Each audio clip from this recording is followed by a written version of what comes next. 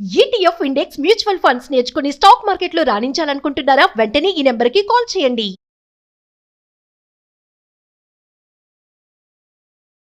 Welcome to Suman TV. నేను మీ Suman TV. Nag the CEOs బుక్లో ఈరోజు మనతో పాటు ఉన్నటువంటి గెస్ట్ లక్షల కోట్ల మందిని ఇన్స్పైర్ చేసినటువంటి వ్యక్తి. ఈవెన్ యూట్యూబ్ చరిత్రలో చూసుకుంటే మనీ మంత్ర అనేటువంటి ఒక కాన్సెప్ట్ని తెలుగులో స్టార్ట్ చేసినటువంటి ఒకే ఒక వ్యక్తి. అక్కడి నుంచి చూసుకుంటే ఇవాళ మీకు స్పీకర్స్ కానివ్వండి, లేదంటే మనీ మంత్ర మీద ఎపిసోడ్స్ కానివ్వండి చాలా కనిపిస్తూ ఉంటాయి. అండ్ ఒక్క ఆలోచనతోటి దాని మీద కనుక సాధన చేస్తే లక్షల కోట్లు సంపాదించుకోవచ్చు అనుకునేటువంటి ఆలోచనని క్రియేట్ చేసినటువంటి వ్యక్తి. ఒక వ్యక్తి వ్యవస్థగా మారి దానితో పాటు డాక్టరేట్ వరకు ఆయన జీవితం చాలామందికి ఇన్స్పైర్ అని చెప్పేసి చెప్పాలి. అండ్ ఇవాళ పొలిటీషియన్స్తో సంబంధం లేకుండా, బిజినెస్ చేసేటువంటి వాళ్ళతో సంబంధం లేకుండా కామన్ మ్యాన్ కూడా ఒక చిన్న ఆలోచనతోటి కోట్లు సంపాదించుకోవచ్చు అనుకునేటువంటి ఆలోచన క్రియేట్ చేసినటువంటి వ్యక్తి డాక్టర్ శ్రీ ఆచార్య అనంతకృష్ణ స్వామి గారు ఈరోజు మనతో పాటు ద సిఇఓస్ బుక్లో. సో గెస్ట్ మీ అందరికీ తెలిసిందే. ఆయన జర్నీ ఏ విధంగా సాగింది అని అంటే, మా ముందు అంటే మీరు చూసేటువంటిది, మేమిద్దరం స్టార్ట్ చేసినప్పుడు జర్నీ మీరందరూ చూశారు. బట్ బిహైండ్ జర్నీ ఒకటి ఉంది.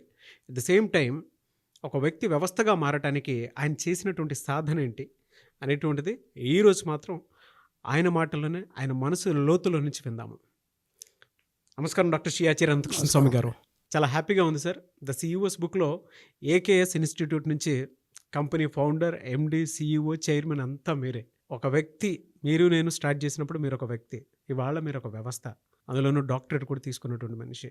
అంత చిన్న విషయం అని చెప్పేసి నేను అనుకోను. మీరు నేను స్టార్ట్ చేయకముందు, జర్నీ స్టార్ట్ చేయకముందు ఏం చేసేవారు? ఫస్ట్ ఆఫ్ ఆల్ నేను జ్యోతిషం, వాస్తు అవన్నీ చెప్పేవాడిని. పౌరోహిత్యం కూడా చేసేది, దాంతోపాటు పౌరోహిత్యం కూడా చేసేది. అంతకుముందు నేను కమర్షియల్ ఆర్టిస్ట్ అండి. అది ఆర్ట్ డిప్లొమా కూడా అయిపోయింది. ఓకే. బొమ్మలు వేయడం, చేయటం ఇవన్నీ కూడా చేసేది. దాంతోపాటు ఇక గురువుగారి దగ్గర, నేను గతంలో కూడా చెప్పాను, గురువుగారి దగ్గర ఉండేసి అన్నీ నేర్చుకోవడం జరిగింది. జ్యోతిషం కావచ్చు, మంత్రం కావచ్చు, యంత్రతంత్రాలు అన్నీ కూడా నేర్చుకోవడం జరిగింది. దాదాపు గురుగారికి నాతోని అనుసంధానం అనేది 21 సంవత్సరాల అనుబంధం మా ఇద్దరిది. 21, 22 సంవత్సరాలు ఆయనతోనే ఉన్నాను నేను. అంటే ఎప్పుడు వెళ్ళడం, ఒక వారం రోజులు ఆయనతో ఉండడం, అంటే టూర్ ఉంటే టూర్లో కూడా ఆయనతో పాటు ఉండడం. అలాగే ఏదైనా నేర్చుకోవాల్సి వచ్చినప్పుడు, ఏమైనా డౌట్ వచ్చినప్పుడు బ్రహ్మాండంగా ఆయనతో కూర్చొని చర్చించడం, ఇవన్నీ జరిగేది. అనుకోకుండా గురువారు దూరం అయిపోయినారు, స్వర్గస్థులు అయిపోయినారు 2011లో. ఆ తర్వాత నన్ను నా యొక్క మనసు శూన్యం ఆహ్వానించింది. ఎందుకంటే ఎప్పుడూ ఒక వ్యక్తి వెన్నంటుండి మనం సపోర్ట్ చేయడం వేరు. కానీ ఆయన ఒక మాట అనేది ఎప్పుడు కూడా, వీడిని తీసుకెళ్ళి అండమాన్ ఓడల్లో పడేసినా సరే బయటకు వస్తాడు రా వీడు అనేది. అంటే ఆయనకు అంత కాన్ఫిడెన్స్. అవును, అంత కాన్ఫిడెన్స్. అంటే వీడు ఏదైనా చేయగలడు. అంటే మహామొండి మనస్తత్వం అండి నాది. చిన్నప్పటి నుంచి కూడా మహామొండి మనస్తత్వం. ఏదైనా పట్టుకుంటే దాన్ని సాధించాలండి, చివరి వరకు దాని అంతు చూసేది. ఆ తర్వాత కూడా కాకపోతే ఇక టైం వేస్ట్ చేసేది కాదు, ఏమంటే ఇంకో దానికి మారిపోయే మనస్తత్వం. అలా నా జీవితంలో చాలా రకాల పనులు కూడా చేయడం జరిగింది. ఓకే. చాలా లాస్ అవ్వడము, చాలా పనులు చేయడం. అంటే లాస్ అయినవి ఏమున్నాయి గురూజీ? అంటే ఒక బిజినెస్ పెట్టాము, అది పుంజుకోలేదు, ఏమంటే అది తీసేయటం, దాంతో లాస్ వస్తుంది. దాన్ని కవర్ చేయడానికి మళ్ళీ ఇంకో బిజినెస్ చేయడం, అది లాస్ వస్తుంది. అంటే ఏ రోజు కూడా నాకు ఏది కలిసి రాలేదు. అలా ఎన్ని బిజినెస్ చేసి ఉంటారు? ఒక 7-8 చేసి ఉంటాను. 7-8 ఎంతవరకు లాస్ అయి ఉంటారు? అప్పటికి ఒక నా అప్పటి లెక్కలో పడితే ఓ 10 లక్షల దాకా లాస్ అయ్యాను. 10 లక్షలు. ఓకే. అప్పట్లో 10 లక్షలు అంటే ఇవాళ ₹1,00,00,000. అవును. అది అప్పుడు చాలా ప్రాణం మీద అది. అక్కడి నుంచి ఇక జర్నీ గురువుగారు దొరికిన తర్వాత గురువుగారితోనే మ్యాక్సిమం ఉండడం జరిగింది. తర్వాత పెళ్ళి అయిపోయింది. గురువు గారి దగ్గరికి వెళ్ళక ముందు బిజినెస్లు చేశారు? అప్పటికి స్టడీ అయిపోయింది. స్టడీ అయిపోయింది, డైరెక్ట్ గురువు గారి దగ్గరికి తర్వాత గురుగారి దగ్గరికి వెళ్ళిపోయినా అయిపోయింది. మళ్ళీ నా పనులు నేను చేసుకుంటున్నాను, వెళ్తున్నాను, వస్తున్నాను, కొన్ని రోజులు ఉంటున్నాను, తర్వాత నా పని లేదు నేను చేసుకుంటున్నాను. ఒక ఆర్టిస్ట్గా స్థిరపడ్డాను. అది కూడా నాకు ఇబ్బంది పెట్టింది చాలాసార్లు. చాలా ఇబ్బందులు అయ్యి షాప్ తీసేయడం, మళ్ళీ పెట్టడం, షాప్ తీసేయడం, మళ్ళీ పెట్టడం. జనరల్గా ఏ బిజినెస్లు చేశారు మీరు? ఎంటర్ప్రైజెస్, ఫైనాన్స్, ఇట్లాంటివి కూడా చేశాను. ఓకే. అవన్నీ చేశాను. తర్వాత మళ్ళీ ఆర్టిస్ట్గా స్థిరపడ్డాక షాప్స్ ఉండేది, కమర్షియల్ ఆర్టిస్ట్గా. దాంతోపాటు ఆర్ట్ డిప్లొమా అయిపోయింది కాబట్టి పోర్ట్రేట్స్ ఎక్కువ వేసేది నేను. పోర్ట్రేట్స్ ఎక్కువ వేసేసి స్టార్ హోటల్స్ వాటికి సేల్ చేసేది. బా గ్రేట్. అవన్నీ చేసేది. ఆ తర్వాత ఇక మళ్ళీ గురుగారి దగ్గరనే కంప్లీట్గా ఆయన అన్నారు ఒకసారి ఇలా కూర్చున్నప్పుడు, అప్పుడే ఫ్లెక్సీ వచ్చింది. ఫ్లెక్సీ వచ్చింది నాకు తెలియదు. ఫ్లెక్సీ రాలేదు అప్పటికి ఇంకా. సడన్గా ఇలా కూర్చున్నాను, వరే నువ్వు అవన్నీ మానేసారు అన్నాడు ఆయన. అన్నీ మానేసి నేనేం చేయాలండి మరి, భార్య పిల్లలు, అప్పటికి 2 పిల్లలు, ఓకే. ఇంకా బాగుపడలేదు అప్పటికి, 2 అమ్మాయిలు, వాళ్ళు చిన్న కిడ్స్ వాళ్ళని ఎలా పోషించాలండి మీరు ఉన్న పరంగా మానేయమంటే అన్నాను. అంటే అదంతా నాకు సంబంధం లేదు, మానేసా అన్నాడు. గురువాక్కు శాసనం కాబట్టి ఇంకేం మాట్లాడలేదు, మానేశాను. గురువాక్కు శాసనం. గురువాక్కు శాసనం ఇంకా, అంతేగాని మాట అన్నట్టు తిరగండదు. ఎంత విచిత్రం జరిగిందంటే ఒక నెల రోజుల్లో ఫ్లెక్సీ అనేది కొత్తగా వచ్చింది. అది మానేసాం కాబట్టి. ఒకవేళ అది కంటిన్యూ అంటే ఫ్లెక్సీ వస్తే మళ్ళీ బిజినెస్ ఉండదు కదా. ఆయన ఎందుకన్నాడో దూరదృష్టి స్ఫురదృష్టి ఇవన్నీ ఉంటాయి కదా వాళ్ళకి. సడన్గా అన్నాడు, సరే గురుగారు మీ ఆజ్ఞ అన్నాను, మానేసాను. గురువుల మాట వింటే ఒక శిష్యుడు ఏ రకంగా చూసుకున్నా సరే లైఫ్లో ఎదుగుతారు అని చెప్పడానికి మాత్రం అనంతకృష్ణ స్వామి గారు బెస్ట్ ఎగ్జాంపుల్. అప్పటికి నా దగ్గర వర్కర్స్ ఉన్నారు, బాగానే కాంటాక్ట్స్ పట్టేది. హైదరాబాద్ వచ్చి ఇక్కడ కూడా కాంటాక్ట్స్ పట్టేది, బాగానే నడిచేది. ₹1 మిగిలేదు కదా ఇప్పుడు కూడా. అందరు అనేది ఇంత సంపాదిస్తాం అలాగని చెప్పేసి ఏమైనా అలవాట్లు ఉన్నాయా, ఏమీ లేవు. అయినా సరే ఎందుకో అంటే మనకు అప్పుడు ఇదంతా సబ్జెక్ట్ తెలియదు కదా, ఆ డబ్బు మీద గ్రిప్ లేదు. ఎంత సంపాదించా అప్పట్లోనే వేలకు ఖర్చు పెట్టేది నేను. ఆ చిన్నప్పటి నుంచి రాయల్ మెంటాలిటీ. నేను బ్యాచిలర్ ఉన్నప్పుడు కూడా నా రూమ్ కానీ అట్మాస్ఫియర్ కానీ చాలా రిచ్గా ఉండేది, హైజీనిక్గా ఉండేది. అది అలాగే మెయింటైన్ చేశాను. అప్పుడు కూడా ఎప్పుడు 2-3 ఫ్రెండ్స్ అందరం కలిసి సరదాగా ఎప్పుడు కూడా హోటల్లో వెళ్ళాలి, తిరగడం ఎక్కువ, టూర్స్. అది అప్పటి నుంచి ఉంది. పెళ్ళైన తర్వాత కూడా అదేం మానలేదు. ఏమనలేదా మరి? ఏమనలేదా? ఆమె ఎప్పుడు నేనేం చేస్తుందంటే రైట్ అంటదా. ఎందుకంటే ఆమె ఏమంటుందంటే ఏదోటి చేస్తాడు ఈయన, ఆమెకున్న నమ్మకం అది, ఏదోటి చేస్తాడు ఈయన, మొత్తానికి నడిపిస్తాడు అనేది ఒక కాన్ఫిడెన్స్. ఎక్కడ కూడా పడకుండా నడిపిస్తాను. అది నాకెంత ఇబ్బంది అయినా దాన్ని బయటికి చూపించకుండా దాన్ని మాత్రం ముందుకు తీసుకెళ్తాను, ఎక్కడ కూడా డిస్టర్బ్ కానివ్వను. అప్పటి నుంచి ఉంది, ఇప్పుడు కూడా అదే ఉంది. నాకేమైనా సరే కానీ అక్కడ మాత్రం మేము బ్రేక్ కానివ్వను. ఫ్యామిలీ పరంగా, ఆ ఇంటి పరంగా వాళ్ళకి అన్ని సౌకర్యాలు ఏర్పాటు చేయడం. మీ దగ్గర నుంచి ప్రతి ఒక్క ఆంటర్ప్రినర్ అయినా సరే, లేదంటే ప్రతి ఒక్కరూ నేర్చుకోవాల్సిందే, మీకు ఎన్ని ఇబ్బందులు ఉన్నా సరే ఫ్యామిలీని మాత్రం ఎంత సెక్యూర్డ్గా చూసుకుంటే అంత మంచిది. అనంతకృష్ణ స్వామి గారు, నేను ఇన్ని రకాలుగా చేశాను, ఇన్ని బిజినెస్లు చేశాను, నేను బయట తిరిగాను, నేను ఏ రకంగా చూసుకున్నా కూడా నా ఫ్యామిలీకి ఆ సెక్యూరిటీని మాత్రం ఎప్పుడూ కల్పించాను, అందుకే ఒక్క మాట కూడా నన్ను అనేవాళ్ళు కాదు అనుకునేటువంటి విషయాన్ని గుర్తు చేసుకుంటూ మరీ చెప్తూ ఉన్నారు. Really hats off to you అండి. చాలా మందికి ఇన్స్పిరేషన్ ఇవ్వడు. అంటే మన పెద్దవాళ్ళు అంటారు కదా, ఇంట గెలిచి రచ్చగలము. కాబట్టి ఇంట్లో సరిగా చూసుకోవాలి. అక్కడ ఎవడు కూడా మళ్ళీ మాట్లాడడానికి లేదు, ఇది లేదని లేకపోతే ఇది అని తక్కువైందని అసలు మాట్లాడడానికి లేదు. నేను అది ఖచ్చితంగా పాటిస్తాను. అంటే నేనేమో ఎన్నోసార్లు మన సబ్జెక్ట్లో కూడా చెప్పాను, నేను ముందు బాధ్యత వహించాలి, బాధ్యత తర్వాత నువ్వేమని చేసుకో. బాధ్యత సరిగా లేదనుకో నీ జీవితం అంతా అస్తవ్యస్తంగా ఉంటుంది. నాకు చిన్నప్పటి నుంచి బాధ్యత వహించడం అనేది చాలా తెలుసు. ఒక స్నేహితుడి పట్ల కానీ, ఇలాంటి బంధువుల పట్ల కానీ ఎవరికైనా మాట ఇచ్చానంటే ఖచ్చితంగా చేస్తాను. ఇక అదేమన్నా కానీ అసలు వెనక్కి మాత్రం దక్కను. మాటిస్తే వెనక్కి దక్క, మాటిస్తే చేస్తారు, వెనక్కి తగ్గేదే లేదు. ఇక అదేమన్నా కానీ, లేదంటే ఇవ్వను, అసలు దాని జోలికి కూడా పోను. కొన్ని సందర్భాల్లో బలవంతంగా ఇవ్వాల్సి వస్తుంది. ఇప్పుడంటే మన సబ్జెక్ట్లో అవన్నీ లేవు, కానీ అప్పటి సంబంధం ఇప్పుడు మరి అప్పటి గురించి అడిగారు కాబట్టి అది చెప్పుకుంటూ వస్తున్నాం కాబట్టి దాని సందర్భంగా మాటలు ఇచ్చి ఎరుకుపోయినవి కూడా ఉన్నాయి ఎన్నోసార్లు. వాళ్ళ డబ్బులు కూడా నేను కట్టాల్సి వచ్చింది ఎన్నోసార్లు. మొహమాటానికి కట్టాల్సి వచ్చింది. నేనే ఇబ్బంది పడిన సందర్భం చాలా ఉన్నాయి. మన వాళ్ళు అనుకుని ఇప్పించాము, చేసాం. అయినా సరే వాళ్ళని కూడా ఏమనలేం కదా. ఇప్పుడు నేనేమంటానంటే మనవాడు అనుకున్న తర్వాత అన్ని భరించాలి, లేదంటే దాని జోలికి పోవద్దు. ఒకసారి మనవాడు అనుకున్నాం, ఆ ఆలోచన వాళ్ళకు కూడా ఉండాలి, ఎటు వాళ్ళకి. అది లేనప్పుడు ఇక వాళ్ళని మనం ఏమనలేము. ఇప్పటికీ నేను వెళ్తాను వాళ్ళందరితో, హాయిగా ఫ్రెండ్లీగా మాట్లాడతాను, వాళ్ళ ఇంట్లో కూర్చుంటాను, వదిన అన్నం పెట్టంటాను, సరదా. అసలు ఆ పాత టాపిక్ ఏం జరిగింది అది ఇంత కూడా తీయను నేను, అసలు దాని టాపికే తీయను. మామూలుగా అప్పుడు ఎట్లున్నామో అలాగే ఇప్పటికి వెళ్తాను. ఇంత ఇది వచ్చినా సరే వెళ్తాను, కూర్చుంటాను, హాయిగా వెళ్తాను, మాట్లాడతాను, పిల్లలతో సరదాగా ఉంటాను, వచ్చేస్తాను. వాళ్ళే షాక్ అవుతారు, అరే నీ లోపల ఇంత మార్పు రాలేదు, అప్పుడు అలాగే ఉన్నా, ఇప్పుడు అలాగే ఉన్నా. నాకెందుకు, నేను కరెక్ట్ ఉన్నాను అనుకుంటాను నేను, అంతే. వాళ్ళు ఎలా ఉంటాం మనకెందుకు. కానీ అలా ఉండటం కూడా కష్టమే. అదే నేర్చుకోవాలి. నన్ను చూసి కాదు, మన సంస్కారాలు, మన పద్ధతి, మన పూర్వీకులు చెప్పిన విధి విధానాల్లో అన్నీ మర్చిపోండి, హ్యాపీగా ఉండండి, అందరినీ క్షమించేయండి, దాన్ని పాటిస్తాను. అలా అలా సాగిపోయిన మీ జర్నీ. గురువు గారితో మీ అనుబంధం ఎప్పుడైతే ఇక రేపటి నుంచి నాకు లేదు అనుకున్నప్పుడు ఎలా స్టార్ట్ అయింది అసలు? ఇక విచిత్రం ఏం జరిగిందంటే గురుగారితో అన్నీ చూశాను, అన్నీ చేశాను. బాగానే సాధనలు అవన్నీ బాగా నేర్చాను. అన్ని రకాల తంత్రమంత్రాలు అవన్నీ కూడా. తంత్రమంత్రాలు అంటే అందరూ భయపడతారు. తంత్రమంత్రాలు అంటే భయపడాల్సిన అవసరం లేదు. శుద్రం అన్నప్పుడు భయపడాలి. దానికి మనకు సంబంధం లేదు అసలు. ఓకే. అంటే ఒక దేవతా శక్తిని ఆరాధన చేయడం, మంత్రం, తంత్రం అన్నీ ఉంటాయి దాంట్లో. దాంతోపాటు జ్యోతిష్యం, దాంతోపాటు వాస్తు, బ్రహ్మాండంగా దాంట్లో కూడా మంచి ఒక స్థాయికి వెళ్ళిపోయాను నేను. చెప్పానంటే పక్క జరుగుతుంది, అందుకని చెప్పడం మానేసి.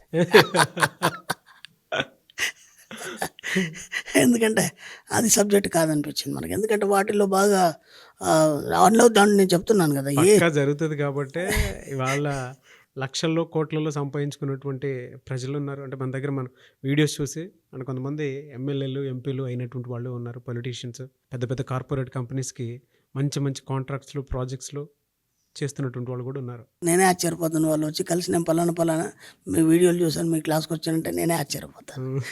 నన్ను చాలా మించిపోయినారు. ఎందుకంటే గురువు ఏమనుకుంటాడంటే శిష్యుడు తనను మించిపోవాలనుకోవాలి, అవును. తండ్రి ఏమనుకోవాలంటే కొడుకు తనను మించిపోవాలనుకోవాలి. నేను ఎప్పుడు వీడియోలో కూడా అదే చెప్తాను, నన్ను మించిపోవాలి అందరూ.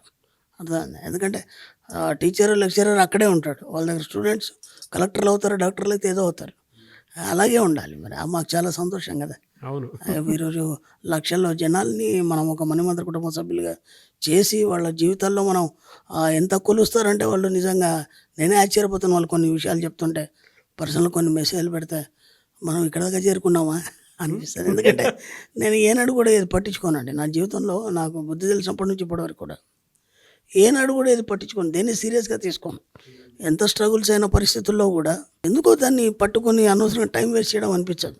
వాట్ నెక్స్ట్, అంతే. నేను నెక్స్ట్ దాని గురించి ఆలోచిస్తాను. ఒక సమస్య వచ్చింది అని అంటే మ్యాక్సిమం మినిమం టు మ్యాక్సిమం ఎన్ని డేస్ ఆలోచిస్తారండి? ఒకటే రోజు అండి, ఒకటే రోజు. అంతగా ఒక్కరినైతే గంటలో మర్చిపోతాను, గంటలో అక్కడి నుంచి వెళ్ళిపోతాను. నాకు ఎవరైనా ఇబ్బంది పెడితే ఒకటే మాట చెప్తాను, మీరు నా దగ్గర ఉండద్దు, లేదా నన్ను ఇక్కడి నుంచి పంపించేయండి. మొహమాటంలో చెప్తాను, నాకు ఇబ్బంది కావద్దు, అది తట్టుకోలేను నేను. కాబట్టి నేను ఇమ్మీడియట్లీ అక్కడి నుంచి వెళ్ళిపోతాను. అది ఎవరైనా సరే, కుటుంబ సభ్యులైనా సరే, మా ఫ్యామిలీ అయినా సరే, ఫ్రెండ్ సర్కిల్లో అయినా సరే, ఏదైనా కావచ్చు. ఇమ్మీడియట్లీ అక్కడి నుంచి వెళ్ళిపోయి ఒంటరిగా ఏదైనా ప్రదేశానికి వెళ్ళిపోతాను. అంటే ఊరు బయట కానీ, లేదంటే కొండ ప్రాంతం కానీ, లేదంటే ఏదైనా టూర్ కానీ వెళ్ళేసి అక్కడి నుంచి వెళ్ళిపోయినట్టుగా అది మర్చిపోతుంది, దాని గురించి ఆలోచించు. మళ్ళీ ఏమంటే కొత్తగా ఆలోచిస్తూ ఇంకేదన్నా దాని గురించి ఆలోచిస్తూ దాని ముందుకు తీసుకెళ్ళాలని ఆలోచన. మన స్థితి మారాలి అని అంటే మనస్థితి మారాలి, అంటే వేరే ప్రశాంతమైన మన స్థితి మారాలి, ఆ స్థలం కూడా మారాలి, గతి కూడా మారాలి. స్థితి ఎంతో గతి అంతే.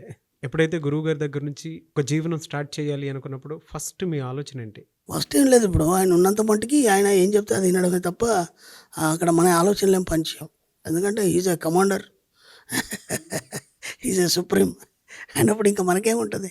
అన్నయ్యని ఆయన నమ్ముకున్న తర్వాత, ఇప్పుడు మనమే తండ్రిని పిల్లలు ఎలా అయితే నమ్ముకుంటారో, ఆయన నాకు తండ్రి దైవం అన్నయ్యనే కదా, అంతకుమించి కనుక ఎవరు లేరు కదా. కాబట్టి ఆయన ఏం చెప్తే అదే కదా వినాలి. ఎప్పుడైతేనే 2011లో ఆయన స్వర్గస్థులు అయినారు, ఆ తర్వాత క్వశ్చన్ వచ్చింది ఇప్పుడు ఎలా అనేది. అప్పటి వరకు కూడా ఆయన కూడా డైరెక్ట్ చెప్పాడు, నేనేం చేయలేను, నేను అప్పటికి కూడా పరిస్థితులు సెట్ అయినాయని చెప్పను. ఫైటింగ్ నడుస్తూ ఉంది. గురువుగారి దగ్గర ఉన్న అన్ని విద్యలు నేర్చుకున్నా, అంత సాధన చేసినా, ఆర్థికంగా మాత్రం ఎప్పుడు ఇబ్బంది. అది ఎందుకనేది ఎవరికి అంతపట్టలేదు, ఆయనకు అంతపట్టలేదు, నాకు అంతపట్టలేదు. పాపం ఆయన ఎంత చేయాలో అంత చేశాడు. నిజంగా కూడా అలాంటి గురువు నాకు దొరకడం అనేది అదృష్టం. ఎందుకంటే ఆయన భావాలే పొనిగిపుచ్చుకున్నాను నేను. చాలామంది అంటారు ఇప్పటికి కూడా, నీ లోపల ఆయనే కనిపిస్తున్నాడు రా అంటే, నిజంగా మరి ఆ తండ్రి కొడుకుల సంబంధమా ఆయనతో నాతో ఏందో తెలియదు, కానీ ఆ భావాలన్నీ అలాగే ఉంటాయి నాయి కూడా. ఆయన కూడా అంతే, ఎక్కువ మాట్లాడాడు, చాలా స్ట్రిక్ట్. ఏదైనా పని పట్టాడంటే మహాముండి ఆయన. మొత్తం చెప్తున్నాను కదా, నన్ను చూస్తే ఆయన చూసినట్టే. ఆయన పేరేంటి గురుజీ? శ్రీ మధుసూదన సరస్వతి. ఓకే. చాలా పుస్తకాలు రాశారు ఆయన, తంత్ర పుస్తకాలు. స్వర్ణాకర్షణ భైరవ తంత్రం అని చెప్పేసి. ఎక్కడ మీ ఆశ్రమం అంతా ఎక్కడ జరిగేది? ఆయన కరీంనగర్లో ఆశ్రమం ఉండేది ఉండండి ఆయనకి. ఆ తర్వాత ఆయన క్యాంపుల్లో ఎక్కువ ఆంధ్రాలో తిరిగేది, రాజమండ్రి అవన్నీ బుక్స్ అవన్నీ చాలా పుస్తకాలు రాశారు కదా. మ్యాక్సిమం క్యాంపుల్లో ఉండేది ఆయన. ఆ క్యాంపులో అప్పుడప్పుడు నేను కూడా తీసుకెళ్ళేది నన్ను. ప్రూఫ్ రీడింగ్ అవన్నీ ఏదో ఉంటే వర్క్ అంతా మనం చూస్తుండేది. ఆయనతో పాటే తిరిగేది ఎక్కువ. మ్యాక్సిమం ఫ్యామిలీ ఉన్నా పిల్లలు ఉన్నా మ్యాక్సిమం ఆయనతోనే ఉండేది, ఆయనతోనే తిరిగేది. ఆయనకు నేను అంటే ప్రేమ. నేను మీరు అలా లేవను. మాట్లాడుతుంటే అప్పట్లో మీరు సాధన చేసినటువంటి వస్త్రధారణ చూడాలని నాకు. ఒకసారి కుదిరితే నేను ప్లే చేస్తాను మీరు ఇస్తే. ఉన్నాయి. ప్లే చేస్తాను. ఎందుకంటే ప్రతి ఒక్కరికి అది తెలియాలి కాబట్టి. ఇక గురువుగారు అయిపోయిన తర్వాత ఏం చేయాలో అర్థం కాలేదు. అప్పుడు కూడా పరిస్థితి మరీ దారుణంగా ఉంది. ఇక ఇప్పుడు చెప్పుకోవడానికి ఎవడు లేడు. పోనీ సలహా ఇవ్వడానికి ఎవడు లేడు. కనీసం ధైర్యం చెప్పేవాడు ఎవడు లేడు. ఇప్పుడేంటి పరిస్థితి అని పేరెంట్స్ చెప్పేసి లేని మీకు గురువేమో మళ్ళీ తల్లిదండ్రి తానే చూసుకున్నారు. తర్వాత మళ్ళీ క్వశ్చన్ మార్క్. మళ్ళీ క్వశ్చన్ మార్క్ కదా. అప్పటికి ఇద్దరు పిల్లలు ఉన్నారు. ఎలా అన్నాడు వాళ్ళు. ఏ పెద్ద నాకు ఏం ఖర్చులు ఏం లేవు, పెద్ద ఏం అలవాట్లు ఏం లేవు, కానీ జస్ట్ కుటుంబం అయితే సాఫీగా నడవాలి కదా. దానికి కూడా ఇబ్బంది కావద్దు కదా. అన్ని అప్పులు ఇవన్నీ గందరగోళం ఎప్పుడూ అదే పరిస్థితి. ఏం చేయాలని ఆలోచించాను. ఆలోచించిన తర్వాత ఇక ఒంటరిగా గట్టిగా ప్రయత్నం చేశాను. ఇంకా ఈ సాధనలు అవి ఇప్పుడు మనకు తెలిసిన అప్పటికి ఆయన ఇచ్చిన జ్ఞానం చాలా ఉంది. దాంతోపాటు నాకు తెలిసిన జ్ఞానంతో కొన్ని కొత్త ప్రయోగాలు ఇవన్నీ చేసుకుంటూ అవి కూర్చున్నాను. డబ్బు కోసమే. ఇంకా వేరే ఎవరితో నాకు సంబంధం లేదు. ఎవరికి నేనేం చెప్పేది కాదు. నా దగ్గర వస్తే కేవలం జ్యోతిష్యం చెప్పేది, లేదా వాస్తు చెప్పేది తప్ప పౌరోహితం చేసేది, చిన్న చిన్న కార్యక్రమాలు ఉంటే చేసేది. అంతే తప్ప ఎవరికి సాధనల గురించి వాటి గురించి ఎక్కడ కూడా నేను ప్రస్తావించలేదు. అవన్నీ జనాలకు కూడా తెలియదు నేను అవన్నీ చేస్తున్నాను. అలా నాకు నేనుగానే ఓ రూమ్ తీసుకొని సపరేట్గా అలా చేసి అయినా డబ్బు రాలేదు. అప్పుడు విసుగు వచ్చేసింది. అప్పటికి ఇంకా 2-3 ఏళ్ళు అయిపోయింది. మొత్తం క్రష్ ఇరుక్కుపోయాను అప్పుల్లో. ఎంతవరకు అప్పులు ఇరుక్కుపోయారు? అప్పట్లో ఒక 7-8 లక్షలు అండి. అది నాకు చాలా టఫ్ అయిపోయింది. ఆ 7-8 లక్షలు అసలు అది ₹1,00,00,000తో సమానం అప్పుడు నాకు. అవును. నిజంగా చెప్తున్నాను. ఏం అర్థం కాని పరిస్థితి. అంటే ఒక 20 సంవత్సరాల క్రితం మాట చెప్తున్నాను నేను మీకు. దాని నుంచి ఎలా బయటపడాలో తెలియదు. మనం ఎంతకంత ఇస్తాం, ఒక లిమిట్ ఉంటుంది దానికి. ఆ లిమిట్ అయిపోయింది. ఇక ఇచ్చేవాడు లేడు. మనకేమో బిజినెస్ నడవదు. చెప్తున్నాను కదా, ఎప్పుడైనా అది నడవదు. అంతలోపే ఓ టీచర్ జాబ్ వచ్చేసింది. దానికి రిజైన్ చేశాను. సెంట్రల్ గవర్నమెంట్ జాబ్ వచ్చేసింది. ఇక అటు సాగలేము, ఇటు ఉండలేము అన్నట్టు. పేరుకు మాత్రం గవర్నమెంట్ జాబ్. అదొక ప్లస్ పాయింట్. ఏమైందంటే గవర్నమెంట్ జాబ్ బట్టి అప్పులు ఎక్కువ ఇస్తారు. గవర్నమెంట్ ఎంప్లాయ్ అంటే అప్పులు ఈజీగా ఇచ్చేస్తారు. అసలు వాడు ఏం మాట్లాడు, ఎంత అంటే అంత ఇస్తాడు. ఓ చెక్ ఇచ్చేస్తాడు. కాబట్టి అదొక ప్లస్ పాయింట్ అయ్యి ఇంకా అప్పులు ఎక్కువ అయిపోయినాయి. ఇప్పుడు ఆ ఉన్నప్పులే తీయకుండా ఇవి మరీ ఎక్కువ అయిపోయినాయి. ఇది మంచికి వచ్చిందా చెడుకు వచ్చిందా అర్థం కాలేదు. అదే నేను స్టార్టింగ్లోనే అనుభవాన్ని ముందుకు ముందే రుచి చూపి సైన్ చేసిన రోజే చెప్పాను. టీచర్ జాబ్ వచ్చినప్పుడు కూడా సైన్ చేసినప్పుడే చెప్పాను. అది చేసిన రోజు నేను రిజైన్ చేస్తానని. ఎందుకంటే నాకు జాబ్ చేయడం ఇష్టం లేదు. అలా వచ్చేసింది అంతే. ఈ సెంట్రల్ గవర్నమెంట్ జాబ్ కూడా ఎప్పుడో ఎగ్జామ్ రాస్తే అది ఏదో అయిపోయి కోర్టు కేసు అయ్యి అది ఏమో మనకు తెలియదు. సడన్గా ఇంటర్వ్యూ పిలిచారు, నీకు జాబ్ వచ్చిందిరా అని చెప్పారు. అంతే. నేను వెళ్ళానని గొడవ ఇంట్లో.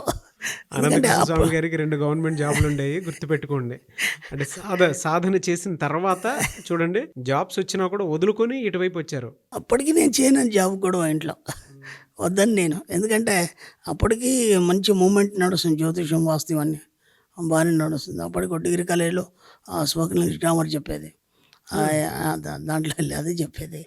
అన్ని రకాలుగా ఇన్కమ్ సోర్స్ అనేది స్టార్ట్ అయింది, బాగా నడుస్తుంది. ఇప్పుడు ఈ జాబ్ రాగానే అది ఎక్కడో చేశారు జాబ్. ఎక్కడేశారు? చిత్తూరు జిల్లాలో వేశారు. మనదేమో ఇక్కడ నిజామాబాద్ డిస్టిక్. ఇక్కడ నుంచి అక్కడ పోవాలంటే ఫ్యామిలీని తీసుకొని షిఫ్ట్ కాలేము, ఎందుకంటే తక్కువ శాలరీ.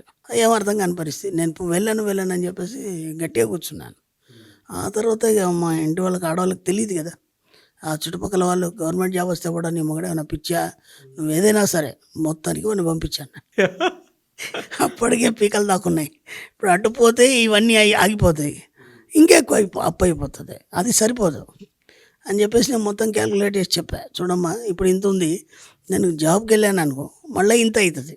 నేను వెళ్ళలే అనుకో ఇది ఒక 2 monthsలో క్లియర్ అయిపోతుంది. బాగా సంపాదించేది అప్పుడు పౌరోహిత్యంలో ఇట దాంట్లో బాగా సంపాదించేది. ఈ క్లియర్ అయిపోతుంది.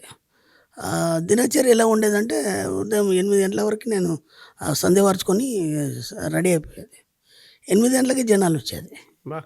8 నుంచి 9 గంటల వరకు అంతా చూసేసి అమ్మట వెళ్ళిపోయి డిగ్రీ కాలేజీలో స్పోకెన్ ఇంగ్లీష్ గ్రామర్ అక్కడ వాళ్ళకి చెప్పేసి అటు నుంచి అటు స్కూల్కి వెళ్ళిపోయేది. స్కూల్ నుంచి 4 గంటలకు వచ్చేసరికి మళ్ళీ ఇంటి దగ్గర జనాలు ఉండేది చెప్పించుకోవడానికి. 8 గంటల వరకు వాళ్ళకి అంతా చెప్పేది. బాగానే సంపాదించేది 2-3 గంటల్లో. ఆ తర్వాత పిల్లల్ని తీసుకొని సరదాగా బయటికి వెళ్ళేసి స్నాక్స్ ఏమి తినేసి తిని పడుకునేది. అలా ఒక 1 ఇయర్ ఫుల్ బిజీ. దాంతో మెల్లిగా మెల్లిగా మెల్లిగా అప్పులన్నీ క్లియర్ అయిపోతున్నాయి కదా. ఇక అయిపోయింది అనుకున్నాను. అయిపోయినప్పుడు ఈ జాబ్ వచ్చింది. జాబ్ రాని ఇక ఈమె మీరు వెళ్ళకుండా నడవదు, ఆమెకి పెద్ద తెలిసినట్టు. అసలు తర్వాత ఏమవుతుందని నాకు తెలుసు, కానీ ఆమెకు తెలియదు కదా. ఒక గృహిణి ఇంట్లో ఇల్లు తప్ప ఇంకేం తెలియదు ఆమె. మరి చాలా అమాయకురాలు, ఇంకా బయట ప్రపంచం ఏం తెలియదు ఆమెకి. మొండి పట్టేసుకొని వచ్చింది, మీరు వెళ్ళాల్సిందే జాబ్ కానీ. తప్పదు ఇక. అంటే ఎవడో కావాలని చేశాడు నాకు. నన్ను ఇరికిచ్చడానికి గట్టిగా మీకు బాగానే ట్రైనింగ్ ఇచ్చారని చెప్పేసి ఎవరో మా స్నేహితులు ఎవరో ఉంటారు కదా, బంధువులు స్నేహితులే ఉంటారు, ఇంకెవరు ఉంటారు. గట్టిగానే ప్లాన్ చేశాడు ఎవడు నన్ను మళ్ళీ ఇరికిచ్చడానికి. చచ్చినట్టు జాబ్కి వెళ్ళాల్సి వచ్చింది. అక్కడ నానా తిప్పలు. మన ఫుడ్ ఉండదు అక్కడ, ఆ ఫుడ్ మనకు పడదు. దాంతో ఒక 1 ఇయర్లో ఆ బాడీ షేప్ మారిపోయింది, ఆరోగ్యం దెబ్బతినింది, అవన్నీ అయిపోయినాయి. ఆ తర్వాత మళ్ళీ ట్రాన్స్ఫర్ అయిపోయింది. ఆ తర్వాత ఇక జ్యోతిషాలు అయిపోయినాయి, దేవుళ్ళు అయిపోయినాయి, పూజలు అయిపోయినాయి. అన్నిటిని తీసి మూటగట్టి పక్కన పడేసి. ఎందుకంటే మళ్ళీ అక్కడ పోయి వచ్చినాక మళ్ళీ ఒక 5-6 లక్షలు అయింది కదా. అవును, ఆల్రెడీ ఇది ఉంది కదా, అది నేను ముందే గెట్ చేసిన కదా, కరెక్ట్గా ముందే రాసి పెట్టిన ఇంత అని, అంతే అయింది. ఇప్పుడు అది ఇది కలిపేలా కట్టాలి. ఏం చెప్పారు అప్పుడు ఇంట్లో? గవర్నమెంట్ జాబ్ ఉంది కదా, మన సెక్యూర్ కదా, అవునవును, ఎవడు మనం ఫోర్స్ చేయడు. అదే వేరే మామూలు జాబ్ అయితే వాడు మనం పీకుతాడు. ఏమన్నంటే వాడికంటే జాబ్ ఉంది కదా అంటారు. అది అందుకని ఎవడు మన ఎంప్లాయీ కాబట్టి మన జోలికి కూడా ఎవడు రాడు. అవన్నీ చాలా సెక్యూరిటీ. అంటే నాకు ఏమర్థమైందంటే ఒక ఎంప్లాయీస్ అంటే దీనికి మాత్రమే పనికిస్తుంది అనేది నాకు అర్థమైంది. ఎందుకంటే దాదాపు నేను మంచి వాళ్ళు సిస్టమ్ ఉండేవాళ్ళు, వాళ్ళు ఎలా డెవలప్ అయినా నేను వాళ్ళ గురించి మాట్లాడాను, కానీ నేను చూసినంత మటుకు మ్యాక్సిమం మా కొలీగ్స్ అందరూ ఇదే పని. ఇక ఓకే, ఇదే పని. ఇక దాన్ని బయటికి తీసుకురావాలి ఎలా ఎలా అని ఆలోచిస్తుంటే అప్పుడు అనుకోకుండా ఈ సబ్జెక్టు టచ్ అయింది నాకు. నాకు ఆలోచన ఎలా తట్టింది? చిన్నప్పటి నుంచి బుక్స్ చదవడం బాగా పిచ్చండి నాకు. బుక్స్ నేను పెళ్ళి కాకముందే నా దగ్గర కనీసం ఒక 500 బుక్స్ ఉండేది. బ్యాచిలర్ ఉన్నప్పుడే చాలా బుక్స్ ఉండేది. లైబ్రరీకి వెళ్ళి చదివేది, అలాంటి బుక్స్ తెప్పించేది. నాకు లైబ్రరీలో మెంబర్షిప్ ఉండేది. చాలా పిచ్చి నాకు బుక్స్. ఇంకా వేరే ఏం లేదు. సినిమా కూడా చాలా తక్కువ, ఎప్పుడో కానీ వెళ్ళాను నేను. ఇప్పుడు బాహుబలి చూసినా అంటే ఇంతవరకు మళ్ళీ సినిమా చూడలేను నేను. టీవీలో కూడా చూడడం, ఏమి చూడడం. వింటే జస్ట్ క్లాసిక్ మ్యూజిక్, త్యాగరాజ కీర్తనలు, జస్ట్ క్లాసిక్ మ్యూజిక్స్ అంతే తప్ప ఇంకేమన్నా వింటే కనుక ప్రవచనాలు, చాగంటి గారు కానీ గరికపాటి గారు కానీ, ఇంత తప్ప ఇంకా నేనేం వినంటూ టీవీలో కానీ యూట్యూబ్లో కానీ నేను ఇంకేం విన్నాను. మనసును ప్రశాంతంగా ఉంచుకొని పాజిటివ్ మైండ్ సెట్ని ఎప్పుడు డెవలప్. ప్రశాంతంగా ఎలా ఉంటుందండి? అప్పులుంటే ప్రశాంతంగా ఎలా ఉంటుంది? ఇప్పుడు మనమే చెప్తాం కదా, అప్పులు ఉండేవాడు పీకల మీద రోజు ఫోన్లు చేస్తుంటారు, గురుగారు మీరు ఇలా ఇలా చెప్తారంటారు. వాళ్ళు దాన్ని ఎలా అధిగమించాలని క్లాస్లో చెప్తాము. అప్పుడు నాకు తెలియదు కదా ఎలా అధిగమించాలి, ఎలా ప్రశాంతంగా. ఈ ఆలోచన అంటే మనీ మంత్ర అనేటువంటి ఆలోచన, మనీ మంత్ర అప్పుడు ఎక్కడ వచ్చింది? రాలేదు కదా. అప్పుడు ఏమైంది, సింపుల్గా ఇంక సబ్జెక్టు ఒక బుక్, సీక్రెట్ బుక్ చదవాల్సి వచ్చింది. ఎవరో తెలిసినంత తెచ్చిచ్చాడు మనవాడే, తెచ్చిస్తే చదవండి అని ఇచ్చాడు. నేను అది ఒక ముక్క అర్థం అవుతలేదు. మళ్ళీ 1 వీక్ తర్వాత ఇంకో బుక్ తెచ్చిచ్చాడు. ఒరే ఇది అది 2 తీసి గిరాటేస్తాను అన్న. అది కాదు గురుగారు మీరు చదవండి, నా మాట వినండి, అది ఒక్కసారికి అర్థం కాదు, ఒక 4-5 సార్లు చదవండి. సరే అని చెప్పి 4-5 సార్లు చదివా. ఏదో కొన్ని పాయింట్స్ తట్టాయి, ఇదేదో కరెక్టే అనిపిస్తుంది కదా, ట్రై చేస్తా పోలా అని. ఇప్పుడు ఆ సబ్జెక్ట్ చెప్పేవాడు ఎవడు లేడు. ఎదుగుతే బాంబేలో, బెంగళూరులో లా ఆఫ్ అట్రాక్షన్ గురించి చెప్తున్నారు. చూద్దాం కదా అని చెప్పేసి అడిగితే ఫీజులు దండిగా ఉన్నాయి. మామూలుగా 50,000 పైన అప్పట్లోనే 50,000 పైన. 50,000 ఎక్కడి నుంచి తేవాలి? ఇప్పటికే పీకల మీద ఉందంటే. ఇప్పుడు కొందరు అంటారు మణిమంత్ర క్లాస్కి వచ్చేవాళ్ళు, నీ అప్పెంతరా ముందు మణిమంత్ర క్లాస్ పోయేస్తాను, నీ సంగతి చెప్తానంటే. అలా నేను అప్పుడు చెప్పేదనమాట. అప్పుడు అప్పులో ఉన్నాడు బాగా మాటలు మాట్లాడతాడు కదా, పనికిరాని అన్నీ. అలా మాట్లాడి క్లాస్ ఉంది పోయి వచ్చినాక నీ సంగతి చెప్తా అనేది. అనగానే మళ్ళీ వాడు డబ్బులు ఇచ్చేది. అలా ఇలా గ్యాదర్ చేసుకుని ఒక 10 క్లాసులు అటెండ్ చేస్తాను. మళ్ళీ ఒక 5 లక్షలు నాశనం. ఎక్కడ ఏం చెప్పినా అది ఒక్కటి కూడా వర్కౌట్ అవుతావు, డబ్బులు రావు. కానీ దానికి సంబంధించి బుక్స్ పిచ్చి కదా నాకు. దానికి సంబంధించిన పుస్తకాలు తీసుకొచ్చి చదివాను. చదువుంటే సబ్జెక్ట్ జెన్యూన్ అనిపిస్తుంది. కానీ దాన్ని పర్ఫెక్ట్గా చెప్పేవాడేవాడు లేడు. కాబట్టి ఎలాగో బుక్స్ పిచ్చి ఉంది కాబట్టి ఇలాగే తరికిస్తూ ఆ జాబు కూడా ఇక ట్రాన్స్ఫర్ అయిపోయిన. జాబుకి వెళ్ళి రాగానే నాకు పెంట్ హౌస్ ఉండేది, రెంట్ హౌసే అప్పటికి పెంట్ హౌస్ ఉండేది. దాంట్లో పెంట్ హౌస్ కూడా నేనే తీసుకున్నాను. దాంట్లో ఒక చైరు, నా టేబుల్, నా మంచం, నాకు సపరేట్ రూమ్ ఇక అది. దాంట్లో పోయి కూర్చోండి సబ్జెక్ట్ని బాగా స్టడీ చేసేది. రాత్రి 2 అయ్యేది, 3 అయ్యేది, తెల్లారిపోయేది. పక్షుల కిలకిల రావాలతో తెల్లారిందని నాకు తెలిసింది అంతే. బా లేదంటే మా ఆవిడ వచ్చేది 2 గంటలకు 3 గంటలకు నైట్లో లేచినప్పుడు, ఎక్కడున్నారు ఈయన అని చెప్పేసి పైకి వచ్చి చూస్తే రాసుకుంటూ ఏదో స్టడీ చేస్తూ లేదా మెడిటేషన్ చేస్తూ, ఏమండి ఇంకా పడుకోలేదా, టీ ఏమన్నా తీసుకురావాలా, తీసురా వచ్చి కూర్చొని ఆ రాత్రి పిచ్చపడి మాట్లాడేసి ఒక అరగంటలో వెళ్ళిపోయేది ఆమె. మళ్ళీ అలాగే కూర్చుండేది. అదో పిచ్చ ఇక అంతే ఇక.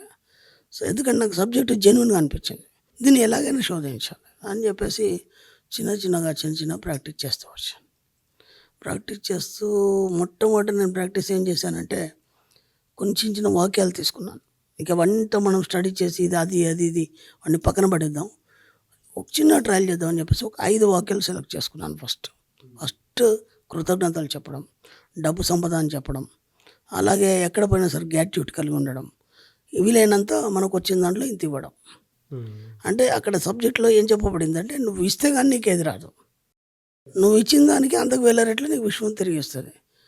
నాకు ఇప్పుడు ఏం కావాలి, అన్నీ ఉన్నాయి, ఆరోగ్యం ఉంది, పరపతి ఉంది, అప్పటికి పేరు బాగానే ఉంది, పేరుకి ఏం తక్కువ లేదు. కమర్షియల్ ఆర్టిస్ట్గా కూడా మా ఊర్లో ఫేమస్. నేనంటే అరే పలానాడు అంటారు, చాలా గ్రేట్ అవార్డు అంటారు. నేను ఒక చిన్న ఎగ్జాంపుల్ చెప్తాను దానికి. నేను ఆర్టిస్ట్గా మానేసి ఒక 10 years అయిపోయింది. ఓకే. మానేసిన తర్వాత అనుకోకుండా మా ఊరు వెళ్ళాను నేను. ఎప్పుడు నేను టూర్లు బాగా తిరుగుతానండి, అప్పటి నుంచి కూడా ఏదో ఒక టూర్ వేసుకొని తిరుగుతాను. ఇప్పటికి కూడా ఇప్పుడైతే అసలు ఇంట్లో 2 రోజుల కంటే ఎక్కువ తిరుగుతూనే ఉంటాను ఎప్పుడు. అంటే ఇప్పుడు ప్రొఫెషన్ మీద తిరుగుతున్నాను. సడన్ ఒక వ్యక్తి కలిశాడు, ఆయన ఎవరో నాకు తెలియదు. టీ తాగుతున్నాను రోడ్ సైడ్, కలిసి ఏమంటే 2,000 చేతిలో పెట్టాడు నాకు. 2,000 చేతిలో పెట్టాడు. ఏమండి ఎవరు మీరు, ఎందుకు ఇస్తున్నారు అది అంటే, నీ నెంబర్ నాకు అన్నాడు. మీరు ఎవరు ముందు చెప్పండి, నాకు కొన్ని బ్యానర్స్ కావాలి అంటే. నేను ఇప్పుడు చేయట్లేదు కదా, దాదాపు 10 years అయిపోయింది కదా, నేను ఇప్పుడు చేయట్లేదు కదా అన్నాను. నాకు అదంతా సంబంధం లేదు, మీ నెంబర్ ఇవ్వండి అన్నాడు. నేను మ్యాటర్ మొబైల్లో పంపిస్తాను, నాకు రేపు ఇస్తారా ఎల్లుండి ఇస్తారా, ఇచ్చేయండి అన్నాడు. ఇప్పుడు మళ్ళీ అవన్నీ ఎక్కడి నుంచి తీసుకురావాలి మెటీరియల్ అంతా, లేదు మీరు చేయాల్సిందే అన్నాడు. ఈయన రమ్ముండి నాకు పట్టుకొని కూర్చున్నాడు ఈయన. నాకేమో 2 daysలో నేను ఊరు వెళ్ళిపోవాలి, మళ్ళీ నేను ఇక్కడ వేరే కాంటాక్ట్స్ పట్టుకొని ఉన్నాను. అంటే దానికి సంబంధించి కాకుండా వేరే. ఆయన ఇంకేం మాట్లాడలేదు, మీరు చేస్తారు నాకు తెలుసు, ఎల్లుండి మార్నింగ్ నేను 9 o'clock వస్తాను అన్నాడు. ఊరి ఆయన ఏంట్రా ఇది అని చెప్పేసి ఆలోచిస్తుంటే అది కూడా పంపించాడు. పంపించిన తర్వాత ఇక తప్పదు కాబట్టి కంప్లీట్ చేసి పెట్టేశాను. మళ్ళీ ఎక్కడ ఉన్నారండి అంటే పలానా దగ్గర అన్నాను.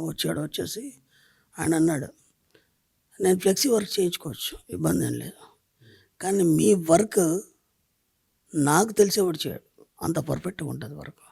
చూడండి ఎంత గ్లో ఉంది, ఇంత పర్ఫెక్ట్ కలరింగ్ కానీ కాంబినేషన్ కానీ, ఇంత ఇది ఎవరైనా చేయగలుగుతారా? కాబట్టి నేను మీ ఎంతైనా పర్లేదు, నేను మీతోనే చేయించుకోవాలని డిసైడ్ అయ్యాను. మీ వర్క్ మీద అంత క్రెడిబిలిటీ ఉంది, చాలా ఆ పరపతి ఉంది. Point to point work excellent, print చేసినట్టు ఉంటుంది, కలర్ కాంబినేషన్ కూడా బాగుంటుంది. నాకు అంత కాన్ఫిడెన్స్, నేను చెప్తున్నాను అంత కాన్ఫిడెన్స్. వచ్చి ఇంకెంత డబ్బులు ఇవ్వాలన్నాడు. నేను అదేం లేదు పర్లేదండి అన్నాడు. లే అని చెప్పేసి ఇంకో 1000 రూపాయలు అదనంగా ఇచ్చి వెళ్ళిపోయాడు. అంటే నేను అంత టైంకి ఇస్తాను. నన్ను ఏంటంటే ఒక టైం చెప్పానంటే ఖచ్చితంగా టైం, మనం టైం ఇచ్చామంటే ఫ్రెండ్ సర్కిల్లో కూడా వాళ్ళు భయపడతారు. వాడు టైం అంటే టైం పక్క ఒక 5 నిమిషాల ముందే వెళ్తాను నేను. ఇప్పటికి కూడా నేను ఏదైనా మాట ఇచ్చానంటే అంతే. నా ప్రొఫెషన్ విషయంలో కానీ, నా ఎంప్లాయీస్ విషయంలో కానీ, ఏదైనా సరే టైం కానీ పర్ఫెక్ట్గా జరిగిపోవాలి. అది మంచిగా చేయడం నాకు సంబంధం లేదు. ఎందుకంటే కొందరు అంటారు అలా ఉండడం కూడా కరెక్ట్ కాదంటారు, కొందరు అదే కరెక్ట్ అంటారు. అదంతా నాకు సంబంధం లేదు, నేను ఇలాగే ఉన్నాను. ఆ తర్వాత మెల్లిమెల్లి ప్రాక్టీస్ చేస్తూ కొద్దిగా డబ్బు రావడం స్టార్ట్ అయింది. అంటే ఈ సబ్జెక్ట్లో అప్పటికి దేవుళ్ళు వర్ణం చేసింది అంత ఈ సబ్జెక్ట్లో. నేను స్టార్టింగ్ ఎప్పుడైతే ఈ సబ్జెక్ట్లోకి వచ్చిన తర్వాత ప్రాక్టీస్ చేస్తున్నానో 1 weekలో 10,000 వచ్చింది. 1 weekలో 10,000. అప్పుడు మీరు చేసిన సాధన ఏంటి గురుజీ? సాధన ఏం లేదు, సబ్జెక్ట్ ఒక 5 వాక్యాలు పట్టుకున్నాను కదా, మన సబ్జెక్ట్ కృతజ్ఞత, అలాగే మనం ఏదైతే ఇస్తామో అది మనకు తిరిగి వస్తుంది. ఇట్లా ఒక 5 వాక్యాలు పట్టుకున్నాను కదా, దాన్ని చిన్న ప్రాక్టీస్ చేయాలి. అంత సబ్జెక్ట్ అర్థం గజిబిజిగా ఉంది, దాన్ని ఎవరు ఎక్స్ప్లెయిన్ చేసేవాళ్ళు లేరు. కాబట్టి నేనే దాన్ని ఒక 5 పాయింట్స్ తీసుకొని ముందు చూద్దాం. దీనికి ఖచ్చితంగా నేను ఏదైనా సరే ఖచ్చితంగా చేసే ప్రయత్నం చేస్తాను. ఏది మధ్యలోంచి వదలను. చూద్దామని చెప్పేసి మొదలెట్టాను. ఆ 1 వీక్‌లో 10,000 వచ్చినాయి. బా! అంటే వరకు వచ్చింది. ఫస్ట్‌లో పట్టుకుంటే. అంటే అప్పట్లో 10,000 అంటే మీరు ఇమాజిన్ చేసుకోవచ్చు. చాలా మంచి ఎక్కువ అండి. అమౌంట్. చాలా ఎక్కువ. మంచి అమౌంట్. రూ. 1,00,000తో సమానం. హ్మ్. అంటే ఎప్పుడు ఎప్పుడు గురూజీ ఇది? ఇది 35 ఇయర్స్ నాకప్పుడు. 35 ఇయర్స్. బా! ఆ తర్వాత మెల్లిగా మెల్లిగా అక్కడి నుంచి ఇప్పుడు అవి రాగానే ఏం చేయాలి మనం దానిలో 10% ఇవ్వాలి కదా. ఎమ్మటే 10% తీసేసి అప్పుడే ఒక టెంపుల్ ఓపెన్ అయింది. హ్మ్. అన్నదానానికి ఇచ్చేసాను. మరి నమ్మండి 2 డేస్‌లో మళ్ళీ ఇంకొక 5,000 వచ్చినాయి నాకు. బా! దాంట్లోంచి మళ్ళీ ఒక 500 తీశాను.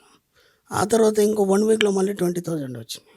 ఇలా ఇదేదో బాగుంది. నాకు కావాల్సిందే డబ్బు కదా. మిగతా అన్నీ బాగానే ఉన్నాయి. మంచి పరపతి ఉంది. ఆరోగ్యం బాగుంది. అన్నీ బాగున్నాయి. నాకు కావాల్సింది ఫస్ట్ ఏంది అదే కాబట్టి అర్జెంటుగా డబ్బు ఇచ్చేయాలి. డబ్బు కావాలంటే డబ్బు ఇవ్వాలి కదా మన సబ్జెక్ట్లో. అలా మెల్లమెల్ల స్టార్ట్ అయిపోయింది. స్టార్ట్ అయిపోయిన తర్వాత ఒక నెల రోజుల్లో చిన్న అప్పులు ఏవైతే ఇబ్బంది పెడుతున్నాయో అవిటిని కట్టేశాను. బా! ఆ పెద్దవాడు ఏమన్నాడు, ఆడు మర్యాద మాట్లాడతాడు. ఈ చిన్నగా ఉంటాయి కదా వాడు బాగా ఇబ్బంది పెడతాడు. చాలా ఇబ్బంది పెడతాడు వాడు. అవును. చాలా చిన్న క్రష్ చిన్నవి అయ్యాను. ఎంతవరకు ఉండుంటాయి చాలా అప్పుడు? చాలా క్రష్ అయ్యాను. చెప్పాను కదా 10 లక్షలు అని. హ్మ్. మళ్ళీ కొత్తగా జాబ్ ఇది మళ్ళీ అదొకటి అయింది కదా. హ్మ్. మళ్ళీ ఇవిగా కలుపుకొని మళ్ళీ ఒకటి అయింది కదా. అవును. అక్కడక్కడ క్లాసులకు పోయి వచ్చినాయి. దాదాపు ఒక 20 లక్షలు దాకా. ఓకే. ఇప్పుడు అవన్నీ ఎక్కడి నుంచి తేవాలి? నాకు వేరే సోర్స్ ఏం లేదు. చిన్నప్పుడు అమ్మనాన్న లేరు. ఆస్తిపాస్తులు ఏం లేవు. ఇచ్చేవాడు లేడు. మెల్లగా స్టార్ట్ అయిపోయిందండి. స్టార్ట్ అయిపోయిన తర్వాత చిన్నగా అన్నీ ఒక 3 నెలలు అన్నీ తీసేసాను. ఆ తర్వాత పెద్ద టార్గెట్లే ఉన్నాయి. అప్పుడు ఇంకా దాని మీద ఇంట్రెస్ట్ వచ్చింది సబ్జెక్ట్ మీద. ఒక్కొక్క పాయింట్ ఏమని చెప్తున్నాడు అన్న తర్వాత అనిపించింది ఈ బుక్స్ అన్నీ ఫారిన్ కంట్రీస్ వాళ్ళు రాసినవి ఉన్నాయి. మనవి కావు. తెలుగులో అనువదించబడ్డాయి. మన వాళ్ళకి ఏమైంది? మన వాళ్ళు ఎందుకు రాయలేకపోయారు అనిపించింది అప్పుడు. అనిపించిన తర్వాత మన దగ్గర ఈ మూలాలు ఏమన్నా ఉన్నాయా? ఎందుకంటే ప్రపంచం మొత్తం ఏ సైంటిస్ట్ కానీ ఎవరైనా కావచ్చు, వాళ్ళు ఏ సేజ్ ఆఫ్ ఇండియన్ యోగి అంటే ఒక భారతదేశపు యోగి అక్కడ జన్మ తీసుకున్నాడు ఆ కార్యం చేయడానికి అని చెప్పేసి మన పూర్వీకులు చెప్తారు.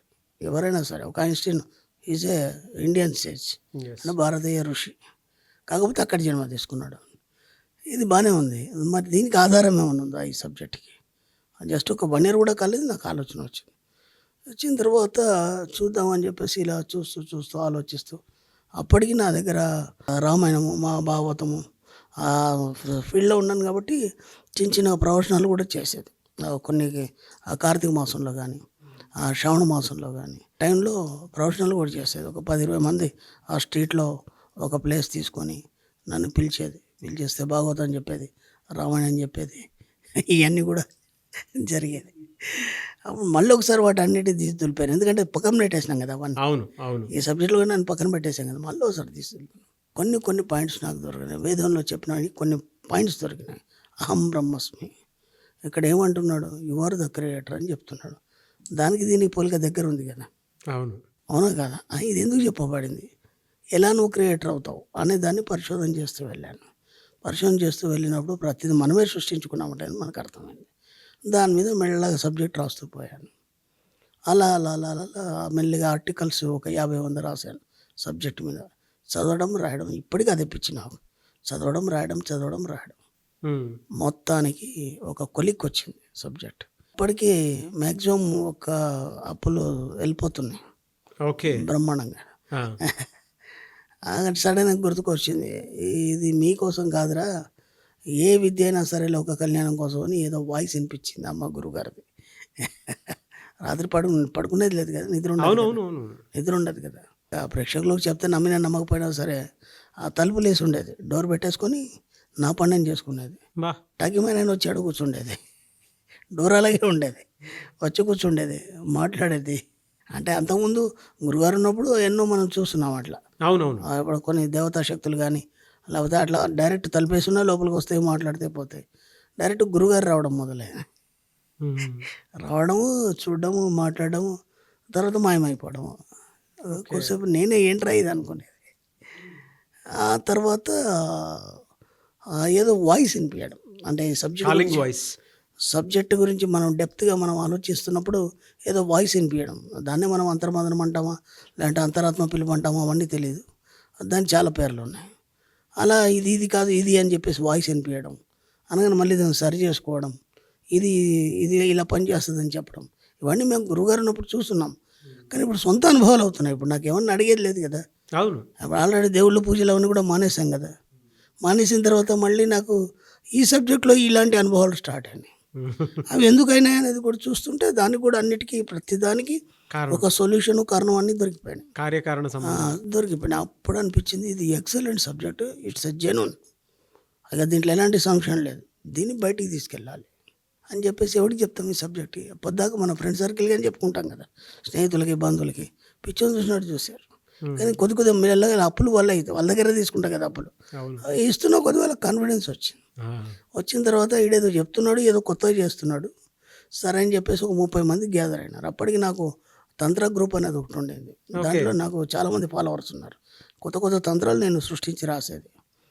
ఇప్పుడు మన తంత్ర చిట్కాలు రాయలేదు, చెప్పలేదు, చిట్టి తంత్రాలు బాగా ఫేమస్, బాగా సక్సెస్ కూడా సక్సెస్. అలా నేను మంచి మంచి తంత్రాలు దాంట్లో ఇంట్రడ్యూస్ చేసేది. దాని నుంచి మెంబర్స్ వచ్చారు నాకు. కొత్త కాన్సెప్ట్ ఇది అని చెప్తే నన్ను నమ్మి వచ్చారు. ఇప్పుడు ఏ ఇయర్లో ఇది? దాదాపు 2016 ఆ ప్రాంతంలో. ఆ తర్వాత దాన్ని చిన్న క్లాస్గా పెడదామని మా ఊర్లోనే పెట్టాను. మీ ఊర్లో 30 మంది వచ్చారు, మా బంధువులు స్నేహితులు, కొద్దిగా జనాలు, వచ్చారు. అప్పుడు గ్రూప్లో ఉన్నవాళ్ళు. జస్ట్ హోటల్ ఛార్జ్ మాత్రమే తీసుకున్నాను. ఉచితంగా చెప్పదు మన సబ్జెక్టులు ఏది కూడా. ఒక విద్యను మనం ఉచితంగా ఇస్తే ఆ విద్యను దొంగిలించిన పాపాన్ని ఎటువాడు కంట కట్టిన వాళ్ళం అవుతాం. కాబట్టి పొరపాటున కూడా ఏది ఉచితంగా చెప్పద్దు. Valid and key point.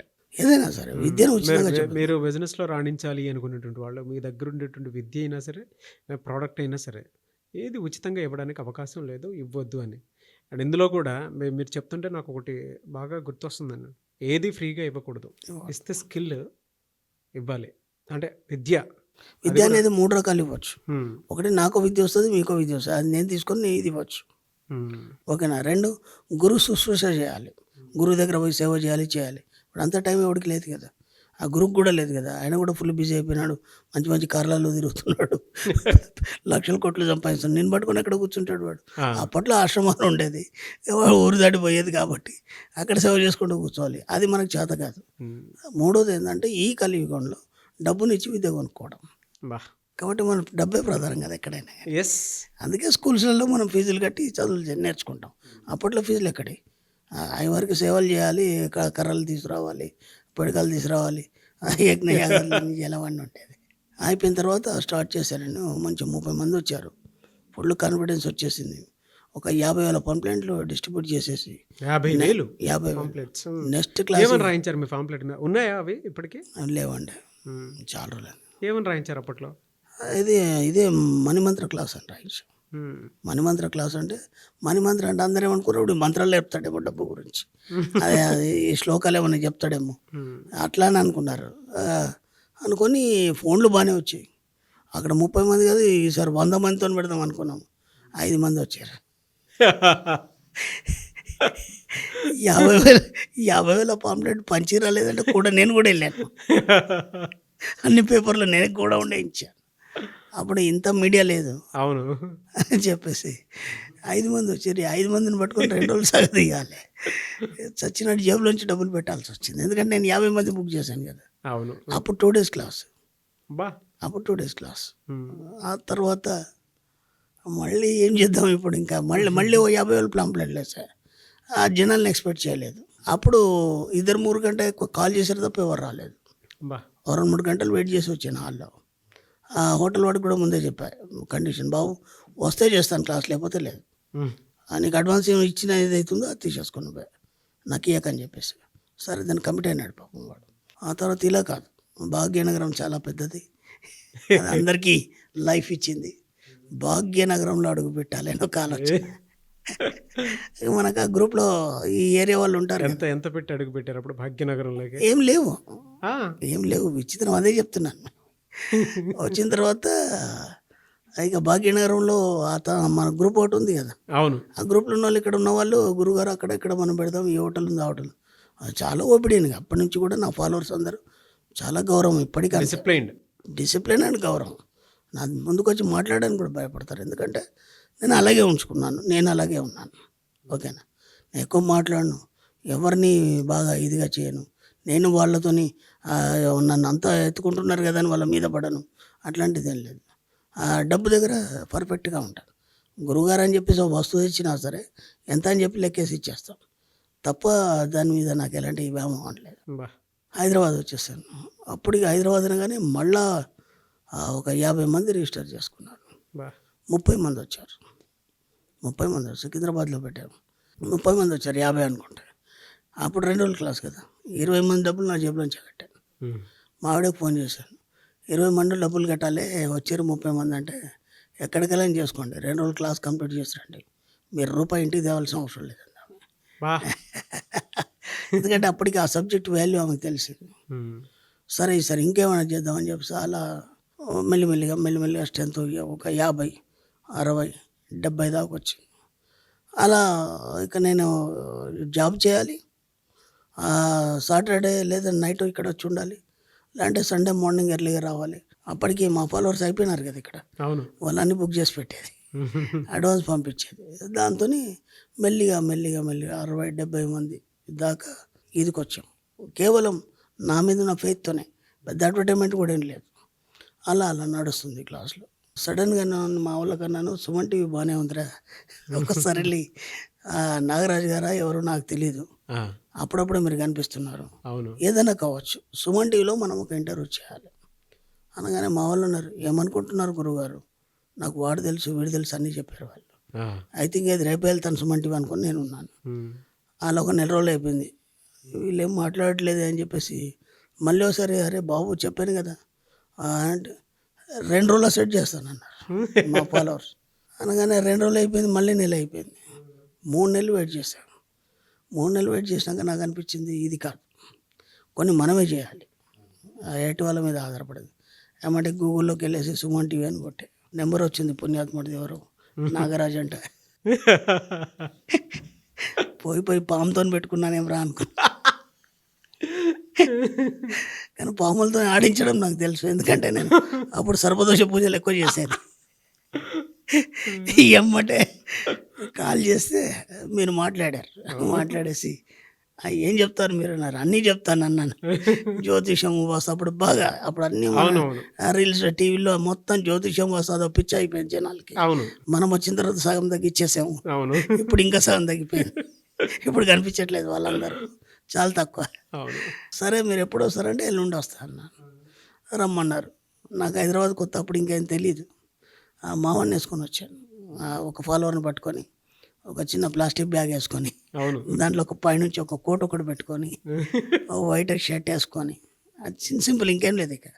అది పట్టుకొని ఒప్పుకుంటూ వచ్చాను మీ దగ్గరికి. రాగానే మీ బాబు ఉన్నాడు, కెమెరామెన్ ఎవరు మీరు అన్నాడు. అనంతకృష్ణ స్వామి అండి, సార్ రమ్మన్నారు అన్న. సార్ అంటే నేను ఎంత పొడుగున్నాడో ఆ డోర్ కాడ నేను నిల్చున్నాను, వస్తారు ఉండండి షూట్ నడుస్తుంది అన్నారు. డోర్ తీయగానే సార్ అని ఇలా చూస్తున్నాను, సార్ ఇక్కడ ఉన్నాడు. ఇప్పటికీ నన్ను ఆన్ స్క్రీన్ చూసి 6 feet ఉంటారేమో అనుకుంటామండి, కానీ కనీసం ఈ రేంజ్ అన్నా చూస్తాం కదా మనం. నేను ఇలా చూస్తున్నాను, ఇక్కడ వచ్చి ఎవరు మీరు అంటున్నా, ఇలా చూసి వీడెవడరా అనుకున్నాను, మీరేమని అనుకోండి, ఇట్స్ ఫ్యాక్ట్.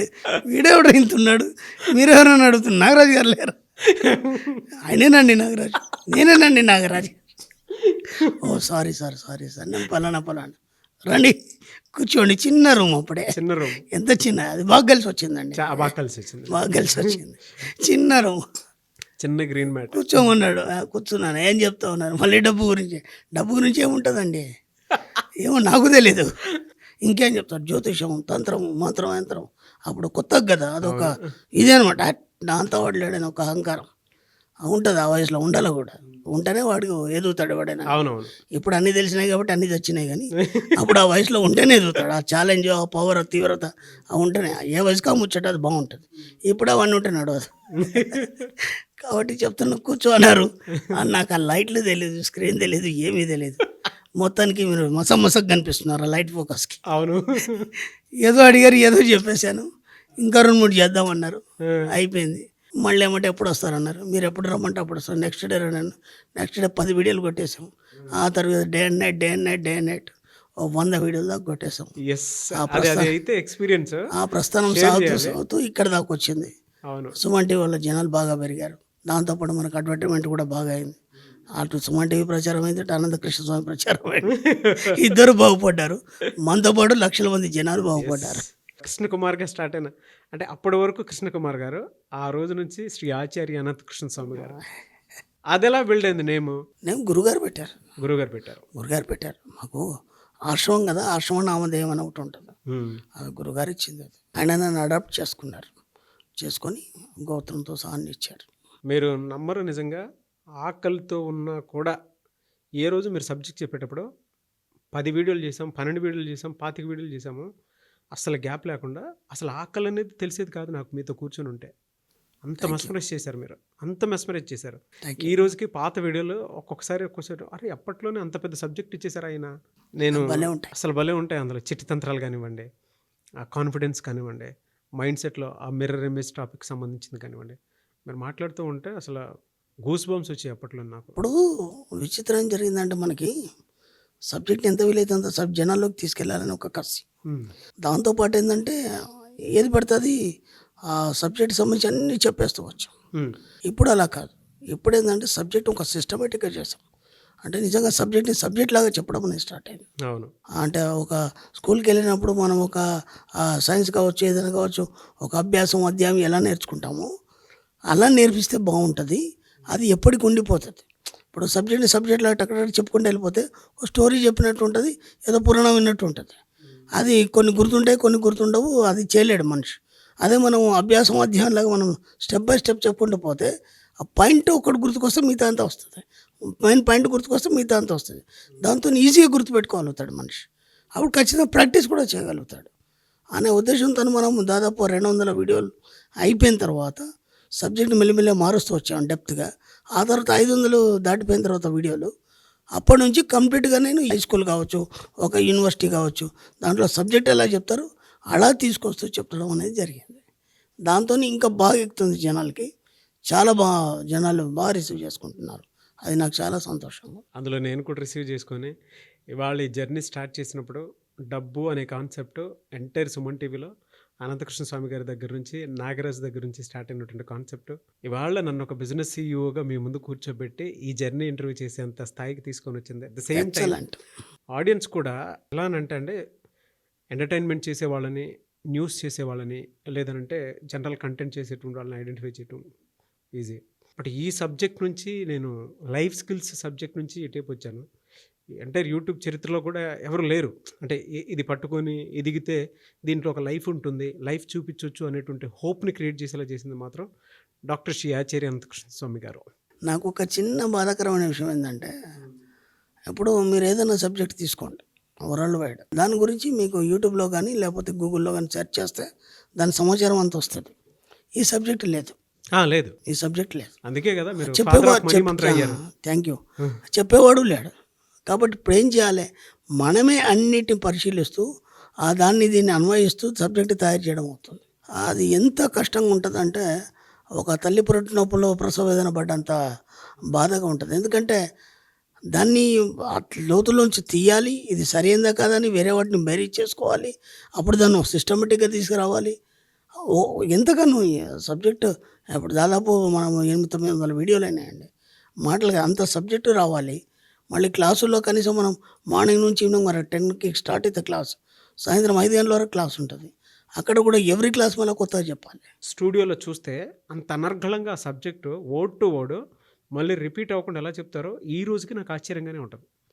నేను చాలాసార్లు మిమ్మల్ని అడుగుతాను కూడా, అలా ఎలా అని అడిగితే అదంతే అండి అని చెప్పేసి చెప్పేస్తారు. మా గురువులు వాళ్ళ యొక్క కృపా కటాక్షాలు, అమ్మవారు సరస్వతి వాగ్దేవై గొంతులో నుంచి నాలుగు మీద నిల్చుని పలికిస్తుంది. ఎందుకంటే నేను అమ్మవారు ఉపాసకున్నే కదా, అవన్నీ అవి ఉంటాయి కదా కొద్దిగా. కాబట్టి అమ్మవారి కృపా కటాక్షాలు, గురువుల యొక్క ఆశీర్వాదాలు అవన్నీలా పనిచేస్తాయి. మనదేం లేదు. అంతే. మనం విశ్వం అనే సబ్జెక్టే పట్టుకున్నాం, దాన్ని మించింది ఇంకేం లేదు కదా. ఏం కావాలన్నా అదే చూసుకుంటుంది, ఏం చేయాలనో అదే చేస్తుంది, అదే నడిపిస్తుంది. మనకు సంబంధం లేదు, మనం జస్ట్ యాక్షన్ చేస్తాం అంతే. మన జర్నీ స్టార్ట్ అయినప్పటి నుంచి డాక్టరేట్ వరకు కనుక చూసుకుంటే ఈ జర్నీ ఎలా సాగిందండి? అది ఇంకా విచిత్రం అండి. అసలు నేను ఏ అవార్డ్స్ గురించి ఆలోచించలేదు. డాక్టర్ గురించి అస్సలు ఆలోచించలేదు. వాటి గురించి కూడా తెలియదు నాకు. ఒక సంస్థ అవార్డు ఇస్తుంది, లేకపోతే వాళ్ళు ఇలా చేస్తారు, అవన్నీ నాకేం తెలియదు. నా పని నేను చేసుకుంటూ పోతున్నాను. పోతుంటే మన ఫాలోవర్స్ వీళ్ళందరూ ఉంటారు కదా, వాళ్ళు గురుగారు మీరు ఇంతవరకు ఒక అవార్డు కూడా తీసుకోలేదన్నారు. ఏమోరా నాకు అదంతా తెలీదు, అది అసలు అటువైపు ఆలోచన కూడా లేదు నాకు. అనగానే ఇంతకుముందు వాళ్ళు తీసుకున్న అవార్డ్స్ ఏవైతే ఉన్నాయో వాళ్ళు మేము చూసుకుంటాం గురుగారు అన్నారు. ఏం చూసుకుంటారో నాకేం తెలుసు, నాకేం తెలియదు. పోనీలేండి అన్నాను. నాకేం తెలియదు. సడన్గా నా సంబంధించిన వీడియోలు కానీ కంటెంట్స్ కానీ అవన్నీ కూడా ముందు వాళ్ళకు ఇంట్రడక్షన్ చేయాలంట, అవన్నీ స్టడీ చేస్తారంట, ఇది ఎంతవరకు కరెక్ట్ కాదు అనేది. చేసిన తర్వాత సడన్గా ఆ కమిటీ మెంబర్ని తీసుకొని వచ్చారు. గురుగారు ఇట్లా మీకు అవార్డు ఇవ్వాలనుకుంటున్నారు. అదేంటండి అసలు మీరు, నాకేం తెలీదు, నేనేంటో అసలు మీకు ఎలా ఇది అంటే, అవన్నీ సేకరించామండి, యు ఆర్ జెన్యూన్ అన్నారు. సరే విశ్వం ఇవ్వాలనుకుంటుంది, మనం ఏం చేస్తాం, ఏదైనా విశ్వమే అన్నాను కదా. గౌరవ డాక్టరేట్ దాకా అనంతకృష్ణ స్వామి గారు వచ్చారు అని అంటే సబ్జెక్ట్ని బేరీజ్ వేసుకొని అని చాలామంది ఫీడ్బ్యాక్ ఇచ్చినటువంటి ప్రముఖులే ఉన్నారు. సో అందుకే ఆయన ఇక్కడ దాకా రావటం జరిగింది, గౌరవ డాక్టరేట్ వరకు. అక్కడ నుంచి మళ్ళీ ఏకేఎస్ ఇన్స్టిట్యూట్. అది ఎలా జరిగిందంటే, ఇప్పుడు ఈ కవిలో అవార్డు ఇస్తా అన్నారు, నన్ను ఎక్కడికో రమ్మన్నారు. నేను రాలేనండి ప్లీజ్, ఎందుకంటే నాకు సండే క్లాసులు ఉంటాయి కాబట్టి నేను అక్కడ దగ్గర రాలేను. అంటే మేము ఇక్కడికి వస్తాం, మీ క్లాస్లో ఇంట్రడక్షన్ చేయండి అని చెప్పేసి వాళ్ళే బ్యానర్ తెచ్చారు, వాళ్ళే పెట్టారు. అదొక అవార్డు వచ్చింది. జస్ట్ అది అయిపోయింది. తర్వాత ఇంటర్నేషనల్ బుక్ ఆఫ్ రికార్డ్స్ వాళ్ళు వచ్చారు. వాళ్ళు ఇచ్చినాక మేము ఎందుకు ఇవ్వం, వాళ్ళు అంత గౌరవంగా వాళ్ళు ఇస్తా అన్నారు, కాదనలేదు. అలాగే డాక్టరేట్ కూడా నాకు తెలియదు అదంతా. అవన్నీ నా వీడియోలు అవన్నీ కూడా 400 వీడియోలు నలుగురు కూర్చొని చూసి దాన్ని సర్టిఫై చేశారని నేను మళ్ళీ ఆ కమిటీ వాళ్ళు చెప్తే నాకు అర్థమైంది. అంటే నాకు తెలియకుండా నా వెనకాల ఇదంతా జరిగిపోయింది. అలా డాక్టరేట్ వచ్చింది. గిన్నీస్ బుక్ రెడీ ఉంది, నేనే ఆపాను కొద్ది రోజులు ఆగమని. కనీసం మనం ఒక 1000 వీడియోలు చేయాలి, అంతలోపు ఇంకా కొన్ని పనులు ఉన్నాయి, అవన్నీ సమాజానికి చూపించాలి. అది అయిపోయిన తర్వాత తీసుకుందామని నేనే ఆపాను దాన్ని. వాళ్ళు కూడా వచ్చారు, ఖచ్చితంగా మీరు గిన్నీస్ బుక్ ఇస్తామండి, తీసుకోవాలండి. లేదండి కొద్దిగా ఆగండి, ఎందుకంటే ఊరికే మనం ఏదో చెప్పేసి తీసుకోవడం కాదు. అది ఎలా ఉండాలంటే మళ్ళీ కొన్ని తరాల వరకు గుర్తుండిపోవాలి ఏదైనా చేస్తే. వస్తుంది రావడం కాదు, తరాలకు గుర్తుండిపోవాలి మనం చేసేది. ఆ ప్రయత్నంలో నేను ఇంకా కొన్ని ప్రాజెక్ట్స్ పెట్టుకున్నాను. ఆ ప్రాజెక్ట్స్ కంప్లీట్ అయిన తర్వాత జనాలందరికి షో చేసిన తర్వాత తీసుకున్నాం. ఇంకా చాలా అవార్డ్స్ చాలా సిద్ధంగా ఉన్నాయి. అందుకని నేను నమ్మిన సిద్ధాంతం ఏంటంటే, ఏ అవార్డ్స్ కోసమో దేనికోసమో నువ్వు పాకులాడాల్సిన అవసరం లేదు. నీ పని నువ్వు సిన్సియర్గా చేసుకుంటూ పోతే వాటంతా అవే వస్తాయి నీ దగ్గరికి. నాకు ఎంత బాగా నచ్చిందంటే, వాళ్ళు ఎంత స్వచ్ఛంగా గుర్తించి మనకిచ్చారు, వాళ్ళకి హ్యాట్స్ ఆఫ్ అండి. ఎందుకంటే మన మీద వాళ్ళు దృష్టి పెట్టి మన గురించి పరిశీలించి పరిశోధించి ఈజ్ ఎ జెన్యూన్ అని నాకు తెలియకుండానే నా దగ్గరకు వచ్చేసి సార్ ఇది అన్నారంటే, అంటే వాళ్ళు ఎంత స్వచ్ఛంగా పనిచేస్తున్నారు. అవునా కదా. అవార్డ్స్ అంటే కొన్ని రకాలు కూడా ఉంటాయి నేను విన్నాను. అలా కాకుండా వాళ్ళెంత స్వచ్ఛంగా ఉన్నారు, వాళ్ళెంత జెన్యూన్గా ఉన్నారు, వాళ్ళకి నిజంగా చేతులెత్తి నమస్కరిస్తున్నాను. నా యొక్క స్వచ్ఛతను గుర్తించి ఇచ్చారు కదా, నేను ఫుల్ హ్యాపీ, నేను సక్సెస్ అయినాను. Really great. ఎస్. 2 విషయాలు నాకు ఎప్పటికీ కూడా మిమ్మల్ని అడగాలని అనిపించేది. గోల్డ్ మీద మీరు చూపించేటువంటి ఇంట్రెస్ట్. నాకు పిచ్చానండి, చిన్నప్పటి నుంచి గోల్డ్ అంటే పిచ్చ. నాకు చిన్నప్పటి నుంచి కూడా నాకు మ్యాక్సిమం బుద్ధి తెలిసినప్పటి నుంచి నేను ఒక కడ వేసుకునేది, గోల్డ్ కలర్ది కడ వేసుకునేది. అంటే అది రోల్డ్ గోల్డ్. అది దూరంగా చూస్తే గోల్డ్ అంటాడు, దగ్గరకు వచ్చి చూస్తే కదా రోల్డ్ గోల్డ్. అది మళ్ళీ ఒక 3 months కాగానే కలర్ మారిపోయేది. అది ఎప్పుడు వీటి గురించి సెర్చ్ చేసేది, ఏది కొత్త మోడల్ వచ్చిందని.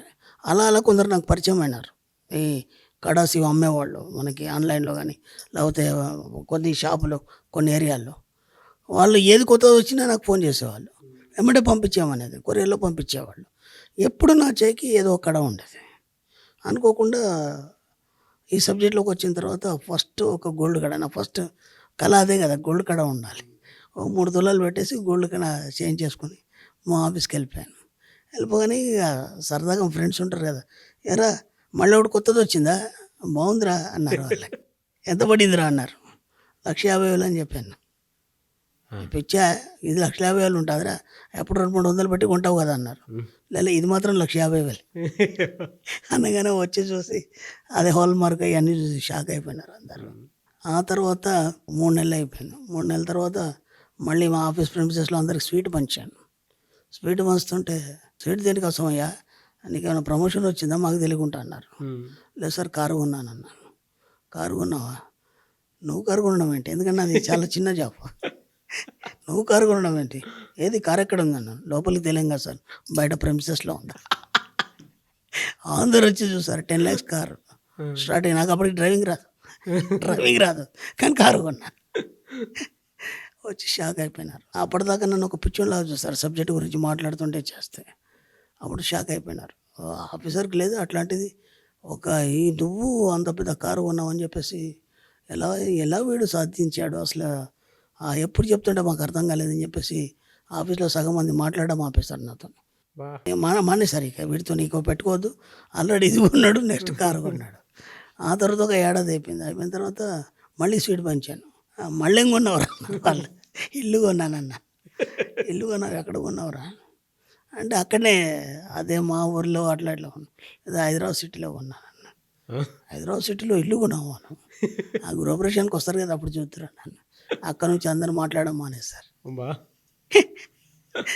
నేను మాత్రం మాట్లాడినా కానీ మీరు చాలా పెద్దోళ్ళు అండి, మీరు చాలా గొప్పోళ్ళు అండి. అరే ఏమొచ్చిందిరా, అరే తొరే అనుకున్నాం మీరు అంటావు, నాకు అర్థం కాదు. డబ్బు ఏదైనా చేస్తుంది, విశ్వం ఏదైనా ఇస్తుంది, ఎంతవరకైనా తీసుకెళ్తుంది, అది నేను నమ్ముతాను. జనాల్ని నమ్మను, నా వాళ్ళని కూడా ఎవరికి నమ్మను, విశ్వాన్ని నమ్ముతాను. ఏదైనా చేస్తుంది, ఎంతవరకైనా తీసుకెళ్తుంది, ఏదైనా చేస్తుంది, దాన్ని మించి శక్తి ప్రపంచంలో లేదు.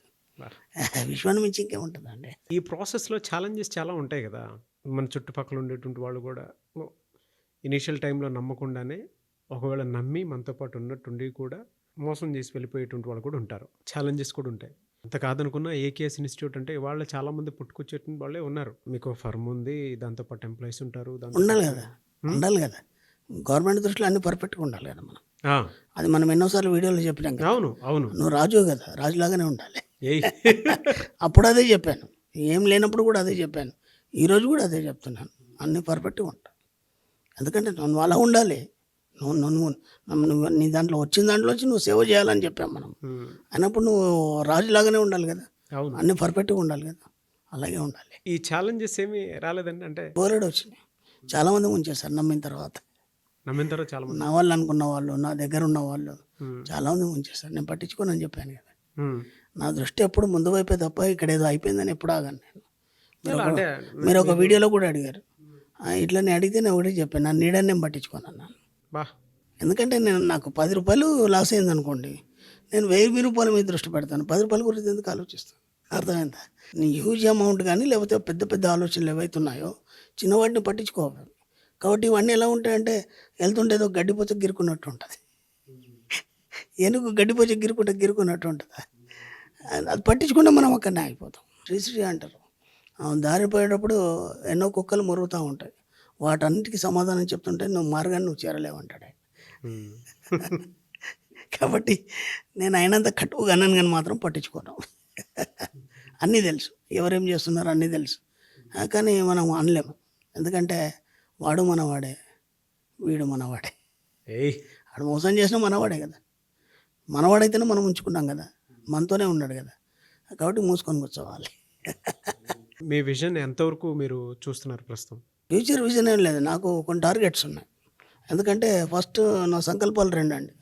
ఒకటి, డబ్బుకి కోసం ఎవడు చావద్దు, ఆకలి కోసం ఎవడు చావద్దు.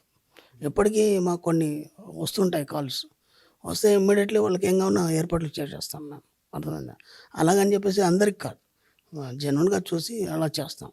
ఇవి 2 నా లక్ష్యాలండి. ఎందుకంటే ఇవి 2 నేను చాలా ఇబ్బంది పడ్డాను, కాబట్టి అవి లేకుండా చేద్దామని మాత్రం నేను అన్నాను. ఎందుకంటే కాలానికి ఎవరైనా బద్దులే. కాబట్టి ఈ సబ్జెక్ట్ తెలుసుకున్నప్పుడు కాలానికి అనుకూలంగా నడవచ్చు, కాలం మనకు అనుకూలంగా చేసుకోవచ్చు, దాన్ని మనకు అనుకూలంగా చేసుకోవచ్చు, విరుద్ధం అని కాదు, మనకు అనుకూలంగా చేసుకోవచ్చు. ఈ సబ్జెక్ట్ చాలా బాధపడుతున్నారు, కాబట్టి మ్యాక్సిమం ఈ సబ్జెక్ట్ని స్ప్రెడ్ చేయాలి. నా లెక్కలో అయితే త్వరలో మనకు పిహెచ్డి కూడా వచ్చేది ఉంది. దాంతోపాటు ఈ సబ్జెక్ట్ మ్యాక్సిమం యూనివర్సిటీల్లో ఇంట్రడక్షన్ చేయాలి, పెద్దల సమక్షంలో అందరితో చర్చించి. ఎందుకంటే ఒక్కసారి ఇప్పుడు ఈ సబ్జెక్ట్ మ్యాక్సిమం యూత్కి ఇవ్వాలి. నేను నాకు వరకు ఏంటంటే యూత్కి ఇవ్వాలి. ఇప్పుడు పెద్దవాళ్ళు వచ్చారు, ఒకసారి చూశారు, సబ్జెక్ట్ ఏందో తెలిసిపోయిన తర్వాత వాళ్ళు సంపాదించేసుకుంటారు. అరే మన పిల్లలు ఎవరి దగ్గర చేయి చాపొద్దు. ఎస్. మన పిల్లలు ఎవరి దగ్గర మన దగ్గర కూడా పిల్లలు చేయి చాపొద్దు. నాన్న ఫీజు కట్టాలి, నాన్న పెట్రోల్కి డబ్బులు ఇయ్యి, అడగడం ఏంటి అసహ్యంగా, నీ పిల్లలు నేను బిచ్చం ఎత్తుకోవడం ఏంటి, ఇవన్నీ నాకు అసహ్యం, ఇవన్నీ నచ్చవు నాకు. మీరు ఏమైనా అనుకోండి, అంతే, అది నచ్చదు, అదంతే. కాబట్టి అట్లాంటి పరిస్థితి ఉండదు. పిల్లలకి సబ్జెక్ట్ పట్టించామనుకో బ్రహ్మాండంగా వాళ్ళే సంపాదించుకుంటారు కదా. నాకు ఎంత గర్వకారణం ఉందంటే మా సబ్జెక్ట్లో చాలామంది పిల్లలు డబ్బులు ఎక్కడతారు, థ్యాంక్ యూ మనీ అని చెప్తారు, థ్యాంక్ యూ యూనివర్స్ అని చెప్తారు, వాళ్ళు వీడియోలు పెడతారు, నాకు ఫోటోలు పెడతారు. చిన్న చిన్న పిల్లలండి, జస్ట్ కిడ్ 3 years 5 years అందరు పిల్లల కాళ్ళ నుంచి డబ్బును కూడా పప్పు తీసుకొని థ్యాంక్ యూ అని అంటారు. ఎంత నేర్పించాం మనం. ఇవాళ మ్యాక్సిమం అందరి ఇళ్లలో డబ్బును పూజిస్తున్నారు. ఇంతకుముందు దేవుడి ఫోటోల దగ్గర దీపాలు వత్తులు అవన్నీ ఉండేది, వాళ్ళ డబ్బును పెట్టేసి అవన్నీ పెడుతున్నారు. అవును. అంటే ఎంత మార్పు తీసుకొచ్చి నిజంగా ఫోటో కూడా పెట్టాలండి. అంటే చాలదా మీరు ఇస్తే ఆ అంతకంటే ఫోటో కూడా షేర్ బోలెడు చేస్తాను. ఉన్నాయి photos. ఎందుకు ఇలా చెప్తున్నాను అంటే వాళ్ళ అర్న్ చేసినటువంటి వాళ్ళు ఎక్కువ మంది ఉన్నారు. అంటే అలా ట్రస్ట్ చేశారు. అది కాకుండా ఇంకేది పట్టించుకోవట్లేదు. మనకు అనవసరం. ఓన్లీ మనం- సబ్జెక్ట్, ఆ, ఓన్లీ only సబ్జెక్ట్. అంతే, నా లక్ష్యం కూడా మీ అదే. విజనే, అంటే అదే మీ లక్ష్యమే వాళ్ళ లక్ష్యం. అంటే ఈరోజు అదే ఎవరితోనూ ఎవరు ఆకలితో చనిపోకూడదు. అట్ ద సేమ్ టైం మీరు ఇందాక ఎవరు డబ్బు కోసం చనిపోకూడదు, చనిపోకూడదు. ఇవి రెండు. అలా అని చెప్పేసి ఎవరికి నేను ప్రచారం చేయను, హ్మ్.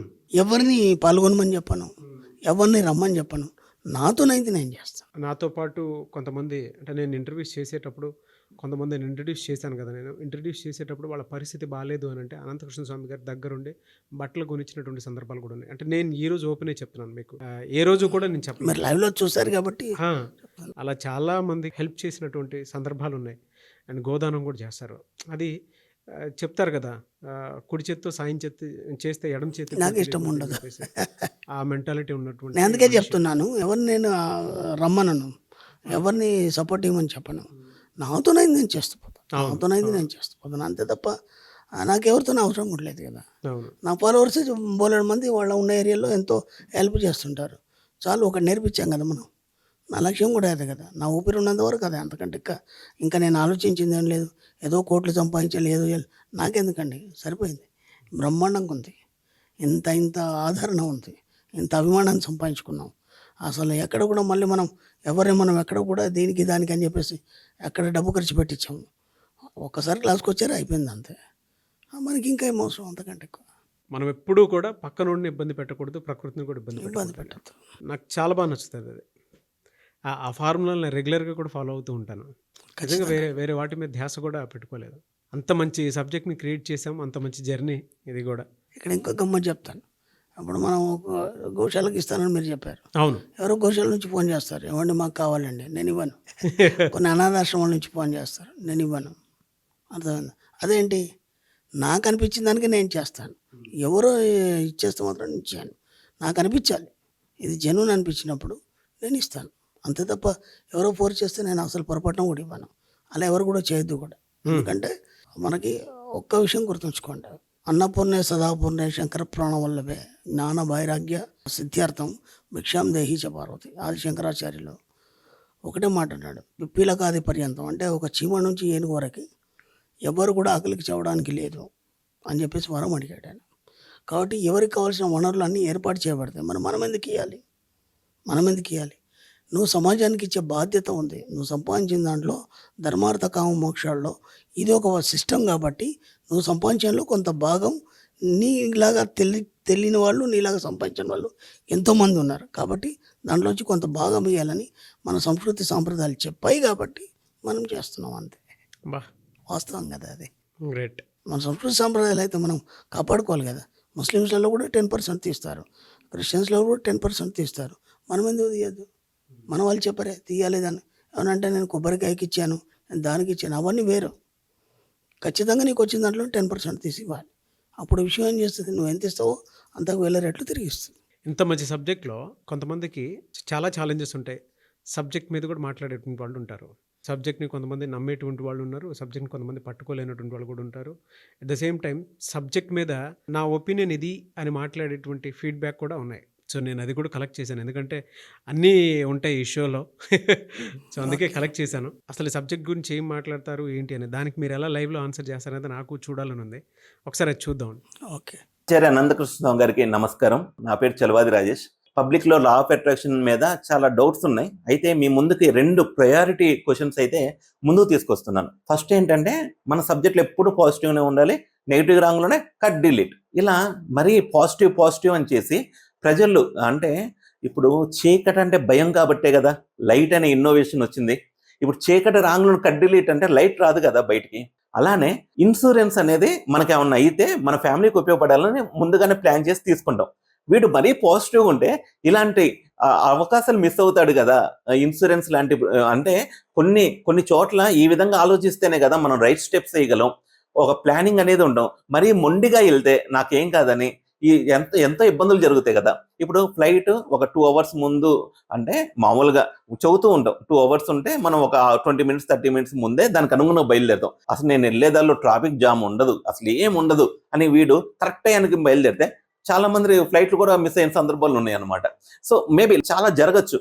కానీ జనాభా మరీ ఇలా పాజిటివ్గా అంటే అసలు కామన్ సెన్స్ అనేది మిస్ అయ్యి ప్రతిదీ పాజిటివ్ అంతా నాకే జరిగింది నేనే అంటే ఇది ప్రాబ్లమేటిక్గా అవ్వదా?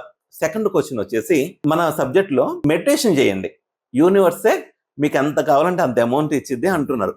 వీళ్ళు ఈ పదాలు అంటే ఇంపార్టెంట్ సబ్జెక్ట్ ఎంత ఉన్నాయని పక్కన పెట్టి జనాభాకి ఏది నచ్చితే అది ఎక్కువ ఫాలో అవుతారు. సో లా ఆఫ్ అట్రాక్షన్ వల్ల బాగా సోమరిపోతుల్లా తయారవుతున్నారు. ఏదో వీళ్ళు బ్రహ్మ ముహూర్తానికి ఆ టయానికి లెగిసి మెడిటేషన్ చేసి యూనివర్సే మొత్తం ఇచ్చిద్ది అని పనులు మానేస్తున్నారని చాలా మంది అనమాట. యూనివర్సే నాకు ఇచ్చిద్ది అని ఇంట్లో మామూలు అప్పుడు ఉద్యోగం చేసేవాడు అది కూడా మానేశాడు. ఇవన్నీ ఎన్నో కంప్లైంట్స్ వస్తున్నాయి. వీటన్నిటికీ మీరు ఈ ప్రోగ్రామ్ ద్వారా చక్కటి సలహా ఇవ్వగలుగుతారని నేను కోరుకుంటున్నాను. చూడండి, అంటే కొంతమందికి స్టిల్ ఆ డౌట్స్ ఉన్నాయి కాబట్టి మనది విశ్వదర్శన శాస్త్రం, మన వేదానుసారంగా వచ్చినటువంటి శాస్త్రం, మన ఋషుల ఎంగిలి వాళ్ళు ఏమైతే చెప్పారో దాన్నే ఆధారంగా చేసుకొని చెప్తున్నామని చెప్పాం. ఓకేనా? ఆ రెండోది ఏమంటున్నాడంటే, మెడిటేషన్లో మీరు డబ్బు అని అన్నప్పుడు లేదా మీరు ఇప్పుడు ఫ్లైట్కి మీరు ముందెళ్ళి ఉండాలి, మీరు టైంకి వెళ్తే ఉండదు కదా. ఎందుకంటే ఆ ఫ్లైట్ బుక్ చేసుకున్నప్పుడే వాడు డిసైడ్ చేస్తారు టికెట్ మీద మీరు ఇన్ని గంటల ముందు మీరు అక్కడ ఎయిర్పోర్ట్కి మీరు రీచ్ కావాలి, మీరు రిపోర్ట్ చేయాలని చెప్పేసి. అది మనం చెప్పట్లేదు, డైరెక్ట్ రిపోర్ట్ వాడే చెప్తున్నాడు మనకి. అర్థమైందా? ఎందుకంటే ఆ రూల్స్ రెగ్యులేషన్స్ ఆ కండిషన్స్ అవి కంప్లీట్ కావడానికి టైం పడుతుంది కాబట్టి చెప్తున్నాడు. దాంట్లో ఏం తప్పేం లేదు కదా. అది కామన్ పీపుల్ యొక్క అభిప్రాయం. క్లాస్కి అటెండ్ చేసిన వాళ్ళు కొన్ని వేల లక్షల మంది ఉన్నారు ఇప్పటిదాకా. వీడియోలు విన్న వాళ్ళు కొన్ని లక్షల మంది ఉన్నారు. క్లాస్కి అటెండ్ చేసిన వాళ్ళు కొన్ని వేల మంది ఉన్నారు. వాళ్ళ సక్సెస్ ఎలా ఉందనేది మనం ఆల్రెడీ బోలెడ్ ఫీడ్బ్యాక్లు ఇచ్చాం. ఒకవేళ అది కాదనుకుంటే మనము ఆ ఫీడ్బ్యాక్లు ఇవ్వరు కదా వాళ్ళు. అవునా కదా? క్లాస్కి వస్తే నీకు ఆ సబ్జెక్ట్ అనే అర్థమవుతుంది. ఇట్స్ ఏ విశ్వదర్శన శాస్త్రం కాబట్టి ఒకసారి క్లాస్కి అటెండ్ చేయండి. అక్కడ మీకు పూర్తి క్లారిటీ వస్తుంది. అంటే ఇలా ఎందుకు చెప్తున్నారు అలా ఎందుకు చెప్తున్నారు అని క్వశ్చన్లు వేస్తాడు కదా, దాన్ని మనం ఇప్పుడు సబ్జెక్ట్ చెప్తూ పోతే ఇంటర్వ్యూ దాంతోనే అయిపోతుంది. కాబట్టి క్లాస్కి వస్తే క్లారిటీ వస్తుంది. నేను ఎంత మెడిటేషన్ 20 నిమిషాలు మాత్రమే చేయమన్నాను. 6-20 నిమిషాలు కూడా మీరు డబ్బు సంపాదన ఎందుకు చెప్పమన్నానంటే, అలా చెప్పడం వల్ల మీ సబ్ కాన్షియస్ మైండ్ తీసుకుంటుంది. ఎందుకు? అప్పుడు నీకు మాటలు ఏమి ఉండవు కాబట్టి నీ ఇన్నర్ మైండ్ మాట్లాడి నువ్వు ఏది ఇస్తే దాన్ని తీసుకుంటుంది. అది సైన్స్, క్వాంటమ్ సిద్ధాంతం ఏం చెప్తుంది అనేది కూడా నేను ఓపెన్గా రాయించాను. నేను క్లాస్లో రాయిస్తాను క్వాంటమ్ సిద్ధాంతం, అది సైన్స్ ఏం చెప్తుంది, ఆ క్వాంటమ్ సిద్ధాంతం ద్వారా నీకు డబ్బు ఎలా వస్తుంది, కుండలిని ప్రయోగం ద్వారా కుండలిని అనేది ఎలా విధంగా రచిస్తుంది, దానివల్ల నీకు డబ్బు ఎలా వస్తుంది. ఇలా భిన్న కోణాల నుంచి నేను సబ్జెక్ట్ చెప్తున్నాను. కేవలం ఆయన ఒకటి చెప్పిందే కాదు కదా. కాబట్టి ఏదో విని ఏదో ఊహించి నీ సొంత ఆలోచనలతోని క్వశ్చన్ అడిగే కంటే ఒకసారి క్లాస్కి వస్తే మీకు క్లారిటీ వస్తుంది. ఇబ్బంది ఏం లేదు. అంటే జనరల్గానే మనం ట్రావెల్ అయ్యేటప్పుడే ఇలాంటి ఛాలెంజెస్ చాలా కనిపిస్తూ ఉంటాయి కదా మనకి. అవునా? డే 1 నుంచి కనుక మనం చూసుకున్న ఇనీషియల్ టైం నుంచి అంటే మీరు స్టార్ట్ చేసినప్పుడు కూడా కొంతమంది నమ్మలేదు, కానీ నమ్మిన వాళ్ళు మాత్రం అండ్ బిజినెస్ చేసేటువంటి వాళ్ళు అందరూ corporate వచ్చారు. people అంతవరకు చూసి అనే డిపార్ట్మెంట్ నుంచి వచ్చారు మన క్లాసులకి. అవును సైంటిస్టులు కూడా వచ్చినట్టు ప్రొఫెసర్లు వచ్చారు, సైంటిస్టులు వచ్చారు, బ్యాంక్ ఆఫీసర్లు వచ్చారు. వాళ్ళందరూ మేధావులు కదండి. అంత గొప్ప మేధావులు ఎవరు కూడా మనని ఎక్కడ కూడా అబ్జెక్షన్ చెప్పలేదు కదా. వాళ్ళు మేధావులు అన్నప్పుడు సరే అయితే సరైంది అంటారు కదా. అలాంటప్పుడు అంతకంటే నేను ఎక్స్ప్లెయిన్ చేసుకునే అవసరం కూడా లేదు నాకు. అలా బయట నుంచి చాలా వస్తూ ఉంటాయి కదా, వాటిని ఎలా ఫేస్ చేస్తారు? అలా బోలెడు ఆల్రెడీ ఇంతకుముందు చేసాం కదా మనం ఫేస్ మనం చేసేవాళ్ళం అంటే చేసాము. ఈ సిఇఓస్ బుక్ అదే తర్వాత వాళ్ళే తెలుసుకొని సత్యాన్ని అట్లా ఎంతోమంది వ్యతిరేకించిన వాళ్ళు ఇవాళ సబ్జెక్ట్లోకి వచ్చేసి బాగానే సంపాదిస్తున్నారు కదా. సబ్జెక్ట్లోకి ఆ టైం యోగం రావాలి, అప్పుడే నా క్లాస్కి వస్తాడు, అప్పటిదాకా రాడు. అందుకే నేను రమ్మని కూడా చెప్పాను కదా క్లాస్కి. నీకు ఆ యోగం లేనప్పుడు అలాగే మాట్లాడతావు, ఆ యోగం వచ్చేప్పుడు నువ్వే వస్తావు. ప్రొఫెషన్ కిందకి మార్చుకొని వాళ్ళ సంపాదిస్తున్నటువంటి కూడా చాలా మంది ఉన్నారు. చాలా మంది ఉన్నారు. నాకు క్లాస్లో కూడా క్వశ్చన్ పాయింట్స్ అవర్ ఉంటుంది, క్వశ్చన్ అవర్ అని ఉంటుంది. 10 నిమిషాలు ఇస్తాం మనం. ఆ 10 నిమిషాలు బోలెడు క్వశ్చన్స్ ఇట్లాంటివి వేస్తారు. చక్కగా సమాధానాలు చెప్తాను బ్రహ్మాండంగా, దాంట్లో ఎలాంటి సంశయం లేదు. మీకు అలాంటి డౌట్స్ ఉన్నాయి అనుకున్నప్పుడు క్లాస్ అటెంప్ట్ చేసినటువంటి వాళ్ళకి మాత్రమే తెలుస్తుంది. లేదు అనుకుంటే డౌట్ ఎప్పటికీ కూడా డౌట్లానే మిగిలిపోతూ ఉంటుంది మీకు. ఇందాక ఆయన ఒక వర్డ్ కూడా యూజ్ చేయడం జరిగింది, ఏం వాడండి? సోమరిపోతులు చేస్తున్నారు అని. ఒక్కసారి మేము మనవంతర కుటుంబ సభ్యులు ఒక 5 నెంబర్లు ఇస్తాను, వాళ్ళు సోమరిపోతులుగా ఉన్నారా లేదంటే మంచి డబ్బు సంపాదించి ఒక షార్ప్నెస్తో ఉన్నాను. నేను ఇంతకుముందు చెప్పాను, when you take rest you rest అన్నాను. రెస్ట్ తీసుకోవద్దని చెప్పాను. నువ్వు హాయిగా పడుకున్న దగ్గర కూడా డబ్బు సంపాదన ఆలోచించమన్నాను. ఇక్కడ మనకు వారెన్ బఫెట్ ఏం చెప్తున్నాడు అంటే నిద్రలో కూడా డబ్బు సంపాదించమన్నాడు. అంటే దాని మీనింగ్ ఏంది? నువ్వు పడుకున్నా సరే దాని గురించి ఆలోచిస్తే సంపాదించినట్టే. పడుకున్నప్పుడు నువ్వు ఆలోచిస్తే అది నీకు భౌతిక రూపంలో నీకు చేరుతుంది. అదే చెప్పిండు కదా, వాడు సోమరిపోతే ఎట్లయితుంది? ఆయన ఏదో అనుకుంటే నేనేం చెప్తాను దానికి. వారెన్ బఫెట్ అడుగుమని చెప్పు. మరి వాళ్ళు అట్లా అనుకుంటే సోమరిపోతులు అవుతున్నాయి. అడగలేడు కదా, అంత లేదు కదా. కాబట్టి నిద్రలో కూడా అనుకోమని చెప్తున్నాడు కదా, నిద్రలో కూడా నువ్వు ధనవంతుడు కావాలని చెప్తున్నాడు. పడుకుంటే ధనవంతుడు ఎట్లయితావు? పడుకునే ముందు డబ్బు సంపాదించరు అని చెప్పండి, అంతే అయిపోతారని చెప్తున్నాడు. ఆయన వాళ్ళు కూడా ఉన్నారు కదా. దానికి ఒక థియరీ ఉంది. అలా అనడం వల్ల పడుకున్నప్పుడు మీరు చెప్పడం వల్ల ఏమవుతుంది? మీ సబ్కాన్షియస్ మైండ్ అంటే ఏమంటారు దాన్ని తెలుగులో ఏమంటారు, ఇంగ్లీష్లో ఏమంటారు, దాని గురించి పెద్ద సాహిత్యం ఉంది. అలాంటి చదివిన తర్వాత ఇలాంటి క్వశ్చన్లు వేయాలి. ఏది తెలియకుండా క్వశ్చన్లు వేస్తే దానికి నేను కూడా ఏం చెప్పలేదు. సోమరిపోతులు ఏదంటే ఇన్ని ఫీడ్బ్యాక్స్ మీరు చూస్తున్నారు, వినున్నారు. వాళ్ళందరూ సోమరిపోతులు అయినరా? అంతకుముందు సోమరిపోతులు సబ్జెక్ట్ తెలియనప్పుడు. సబ్జెక్ట్ తెలిసిన తర్వాత ఈరోజు చాలా షార్ప్ అయిపోయినారు, చాలా హుషారుగా అయిపోయినారు, కంటిన్యూగా ఫుల్ బిజీ అయిపోయినారు అందరు. పడుకోమని ఎవడు పడుకోవట్లేదు, ఎందుకంటే డబ్బు వస్తుంది కదా, ఆ ఎనర్జీ వేరే ఉంటుంది కదా. అంత గొప్ప జర్నీ చూసిన మీరు, ఎత్తు పల్లలన్నీ చూసి సబ్జెక్ట్ని ఇక్కడ దాకా తీసుకొచ్చి ఒక్కొక్క మంచి జర్నీని డాక్టరేట్ వరకు తీసుకొని వచ్చి వాళ్ళ దాని మీద పిహెచ్డి చేసేంత వరకు ప్రతి స్కూల్ కాలేజ్లోనూ తీసుకువెళ్ళేంత స్థాయికి మీ విజన్ తీసుకొని వెళ్తూ ఉన్నారు. Really great, hats off to you. మీతో పాటు కూడా చాలామంది ప్రజలు ఉన్నారు, అండ్ అది నమ్మి ఆ సిద్ధాంతాన్ని ప్రాక్టికాలిటీలోకి తీసుకుని వెళ్ళి సంపాదించినటువంటి వాళ్ళు కూడా చాలామంది ఉన్నారు. చాలామంది ఫీడ్బ్యాక్ కూడా మనం చూసాం. ఇంత పెద్ద సక్సెస్ఫుల్ జర్నీలో ఇంట్లో వాళ్ళు ఏమనుకుంటున్నారు అనేది కూడా ఒకసారి చూద్దామండి. ఆ ఫ్యామిలీ బయట కూడా నేను మీకు చూపిస్తాను. అమ్మగారి దగ్గర నుంచి తీసుకున్నది అది. ఓకే. మా పెళ్లి తర్వాత నుండి మేము కూడా అందరిలాగే ఆర్థిక ఇబ్బందులు అన్ని అవడదొడుకులు ఎదుర్కొంటూనే ఇక్కడి వరకు వచ్చాము. పెళ్లి తర్వాత government job, state government, central government జాబులు కూడా వచ్చాయి. అప్పట్లో పౌరోహిత్యం చేసేవాళ్ళు ఆర్టిస్ట్గా కూడా చేశారు. ఆ తర్వాత ఆర్థిక ఇబ్బందులను ఉద్దేశించి ఎలాగైనా డబ్బును సులువుగా సునాయాసంగా ఎలా సంపాదించాలి అనే దాని మీద ఆయన స్టార్ట్ చేశారు. ఎలాగైనా డబ్బులు సులువుగా సంపాదించాలనే ఉద్దేశంతో ఆ సబ్జెక్ట్ అనేది ఏముంటుంది, ఇంకా ఏముంటుంది అని రాత్రింబవళ్ళు వెతకడం స్టార్ట్ చేశారు. దాని మీద ఒక సాధనలా కొనసాగిస్తూ రాత్రులు కూడా మేల్కొండి ఈ సబ్జెక్టును అంతా బయటకు తీసుకొచ్చారు. ఆ తర్వాత ఆ సబ్జెక్ట్ను ఒకటొకటిగా మనం మాత్రమే కాకుండా ఇతరులకు కూడా చెప్పాలి అన్న ఉద్దేశంతో మా ఊళ్ళోనే క్లాసులు స్టార్ట్ చేశాము. అక్కడ కాస్త 20-30 మందితో స్టార్ట్ అయింది. అటు తర్వాత హైదరాబాద్ కూడా వచ్చి ఇక్కడ క్లాసులు పెట్టడం జరిగింది. ఆ తర్వాత సుమన్ టీవీకి వచ్చారు. నాగరాజు గారితో క్లాసులు చేయడం, వీడియోలు చేయడం స్టార్ట్ చేశారు.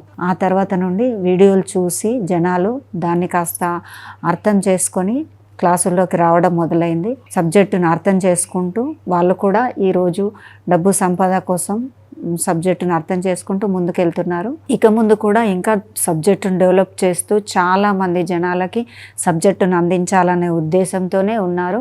అలాగే మీరు కూడా ఆ సబ్జెక్టును స్వీకరించి చక్కగా మీరందరూ కూడా ధనవంతులు అవ్వాలని కోరుకుంటున్నాను. మనం ఎంతసేపు మాట్లాడిన జర్నీ సింపుల్గా చెప్పేశారు. మీరు ఒక విషయాన్ని గమనించలేదు, అక్కడ అతిశులుగా డబ్బును సంపాదించే ప్రయోగంలో ఇదంతా బయటకు వచ్చింది అన్నాడు. ఎందుకు అతిశులుగా డబ్బు సంపాదించాలి అంటే అంతకుముందు చాలా కష్టపడి ఉన్నాం కదా, ఆయన డబ్బు రాలేదు కదా. అంటే దాని వల్ల నాకు ఏమర్థమైందంటే కష్టపడితే డబ్బు రాదు, కష్టం తప్ప. కాబట్టి అతిశులుగా సంపాదించి చూద్దామనే ఆలోచనతో మెల్లిగా ఇటువైపు రావడం జరిగింది. ఆలోచన స్థాయి మారింది అంతే. ఆలోచన మారితే డబ్బు వచ్చేస్తుంది, దానికోసం కష్టపడాల్సిన అవసరం లేదనేది సిద్ధాంతం. అంత పెద్ద సక్సెస్ఫుల్ జర్నీలో కొన్ని మాటలు కనుక మనం చూస్తే ఎంత ఓన్ చేసుకొని జర్నీని ఇక్కడ వరకు తీసుకుని నాతో పాటు ఆమె కూడా అన్ని బాధలు పడింది కదా. ఒకటి ఇంతకుముందు కూడా నేను వీడియోలో చెప్పాను, నాకు ఎక్కడ కూడా ఏ విషయంలో అబ్జెక్షన్ చెప్పలేదు. ఇప్పటికి కూడా నాకు ఎలాంటి అబ్జెక్షన్ చెప్పదు. ఇప్పటిదాకా ఎక్కడ వెళ్ళినావా, లేకపోతే ఏ ఊరు వెళ్ళినావా, ఇట్లాంటిది ఏమి ఉండదు. ఆమెకు ఒకటే నమ్మకం ఏంటంటే ఏం చేసినా పర్ఫెక్ట్గా చేస్తాడు ఆయన, లేకపోతే దాని జోలికి పాడు. అది నేను స్టార్టింగ్లో చెప్పాను, ఇంటర్వ్యూలో, ఇప్పుడు కూడా అదే చెప్తున్నాను. ఆ నమ్మకం నన్ను ఇక్కడ దాకా తీసుకొచ్చింది, ఆ సపోర్ట్ నన్ను ఇక్కడ దాకా తీసుకొచ్చింది నిజంగా కూడా.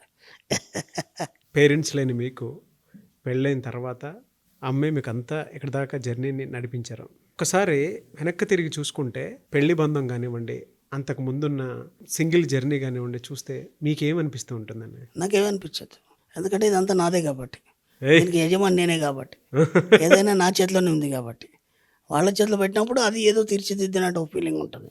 సపోర్ట్ చేసింది, నన్ను ఎక్కడ ఇబ్బంది పెట్టలేదు, ఓ ఫ్రెండ్ లాగా, అంతకంటే ఏం కావాలి. కాబట్టి ఇదంతా నాదే, ఇదంతా నేను తయారు చేసుకుందే. మిమ్మల్ని మీరు ఏ విధంగా మోటివేట్ చేసుకుంటారు? ఏ అలవాట్లు మిమ్మల్ని ఇక్కడ దాకా తీసుకురావడానికి కొన్ని ఆలోచనలు ఉంటాయి, ఆ ఆలోచనలే అలవాట్ల కింద మారుతాయి, అది ప్రవర్తన కింద కూడా కనిపిస్తూ ఉంటుంది మనకి. ఒకవేళ మీకు కష్టం వస్తే మిమ్మల్ని మీరు ఎలా మోటివేట్ చేసుకుంటారు? అండ్ రెగ్యులర్గా మీకు ఉండేటువంటి అలవాట్లు ఏంటి అసలు? నాకే అలవాటు లేవండి, నాకే అలవాటు లేవు. ఒక డ్రింక్ కానీ, ఓ సిగరెట్ కానీ ఇట్లాంటివి ఏమి లేవు, వ్యసనాలు ఏమి లేవు, ఏ అలవాట్లు లేవు. నాకు కష్టం అనేది రాదు, ఎందుకంటే సబ్జెక్టులకు వచ్చినాక అంత పాజిటివే కాబట్టి, ఇక నెగిటివ్ లేదు కాబట్టి అది వచ్చే ప్రసక్తి కూడా లేదు. ఎందుకంటే నా లైఫ్ నేను అలాగే డిజైన్ చేసుకున్నాను, నేను ఏదైతే డిజైన్ చేసుకుని దాని ప్రకారం వెళ్ళిపోతుంది. మధ్యలో ఎవరు వచ్చినా ఏం చేయలేరు. నేను ఇంతకుముందు కూడా చెప్పాను, ఒకడు భాగ్యాన్ని వాడు లాక్కోలేడు, వాడు దరిద్రాన్ని వాడు పంచుకోలేడు అని. నేను భాగ్యాన్ని తయారు చేసుకున్నాను, ఇంకా నెగిటివ్ లేదు మన సబ్జెక్ట్లో, నేను అన్నాను కూడా. ఎండ్ ఆఫ్ డెత్ వరకు అదే. గ్రేట్ జర్నీ అండి. ఒక మంచి వీడియో కాదు, మీకు నాకు సంబంధించినటువంటి ఒక ఎమోషనల్ జర్నీ. ఇదంతా సిఇఓస్ బుక్లో ఒక్కొక్క ఎండ్ పాయింట్ ఒకటి ఉంటుంది. ఈ షో గురించి మీరు ఏమనుకుంటున్నారు? అండ్ ఫర్దర్గా కూడా నేను ఇది కంటిన్యూ చేయాలి అని అంటే మీ జెన్యున్ ఫీడ్బ్యాక్ ఇందులో రాయాల్సినటువంటి అవసరం ఉంది. సో మీరు ఏది అనుకున్నా సరే ఇందులో రాయొచ్చు మీరు. ఇక్కడ మా సబ్జెక్ట్లో మౌనం వహించండి, ఓకే, అర్థమైందా? దాన్ని బయటికి తీసేశారు. ఎందుకంటే సామాన్యంగా నేను ఇంతసేపు ఎవరితో మాట్లాడను, మీకు తెలుసో తెలీదు. అవును, నా మెంటాలిటీ, నేను ఎవరితోని మాట్లాడను, అవును, ఎవరిని కలవనివ్వను, నేను ఎవరి దగ్గరికి వెళ్ళి కలవను. మీకు ఎన్నోసార్లు చెప్పాను నేను. అవును, నా పనేదో నేను చేసుకుంటూ పోతాను, ఈ రోజుకి కూడా. ఈ రోజుకి కూడా.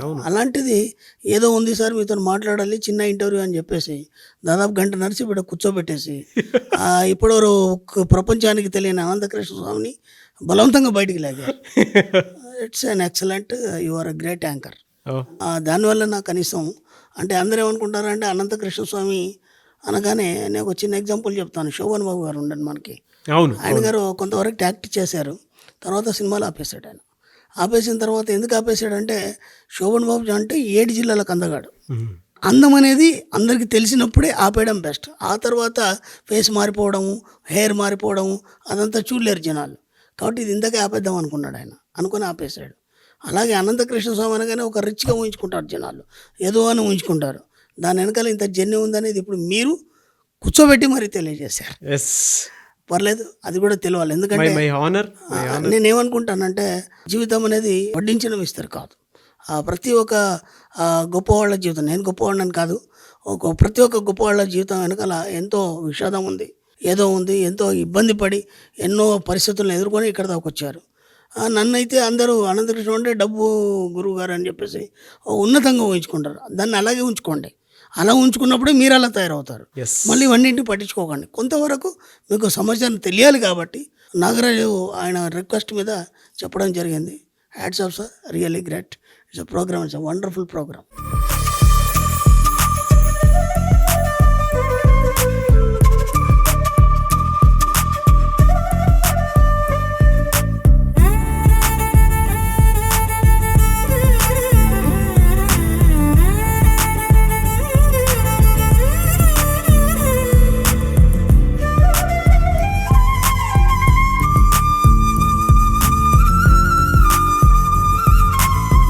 Thank you so much Guruji. So doctor Shri Acharya Anantakrishna Swami గారు ఇచ్చినటువంటి ఫీడ్బ్యాక్, ఇది ఫీడ్బ్యాక్ మాత్రమే కాదు, బ్లెస్సింగ్ అండి ఇది నాకు. ఎందుకంటే మీ దగ్గర నుంచి నేను ప్రతి వీడియోలోనూ నేర్చుకున్నదే చాలా ఎక్కువ ఉంది. ఆ పాజిటివ్ మైండ్ సెట్ నేను డెవలప్ చేసుకున్నాను కాబట్టి ఈ రోజుకే నన్ను నేను మోటివేట్ చేసుకునేటువంటి మెంటాలిటీలోకి వచ్చేసాను. నేను పొర్రపాటును కూడా ఎక్కువసేపు నెగిటివ్ దగ్గర కానివ్వండి, ప్రెషర్ దగ్గర ఎక్కడా ఉండను. ఈ రోజుకి నన్ను నేను ఏ రకంగా చూసుకుని కూడా లేపుకోగలుగుతాను, నేను నిలబడగలుగుతాను అనేటువంటి కాన్ఫిడెన్స్ క్రియేట్ అయింది అని అంటే అది మనీ మంత్ర పాజిటివ్ మైండ్ సెట్ సంబంధించినటువంటి సబ్జెక్ట్ వల్లనే. అండ్ అది మొదటి నుంచి మీతోనే స్టార్ట్ అయింది. ఇవాళ అది శాఖలుగా విస్తరించింది, స్ప్రెడ్ అయింది. నన్ను ఇక్కడ దాకా మీతో పాటు కూర్చొని ద CEO's బుక్ జర్నీ వరకు తీసుకొని వచ్చింది.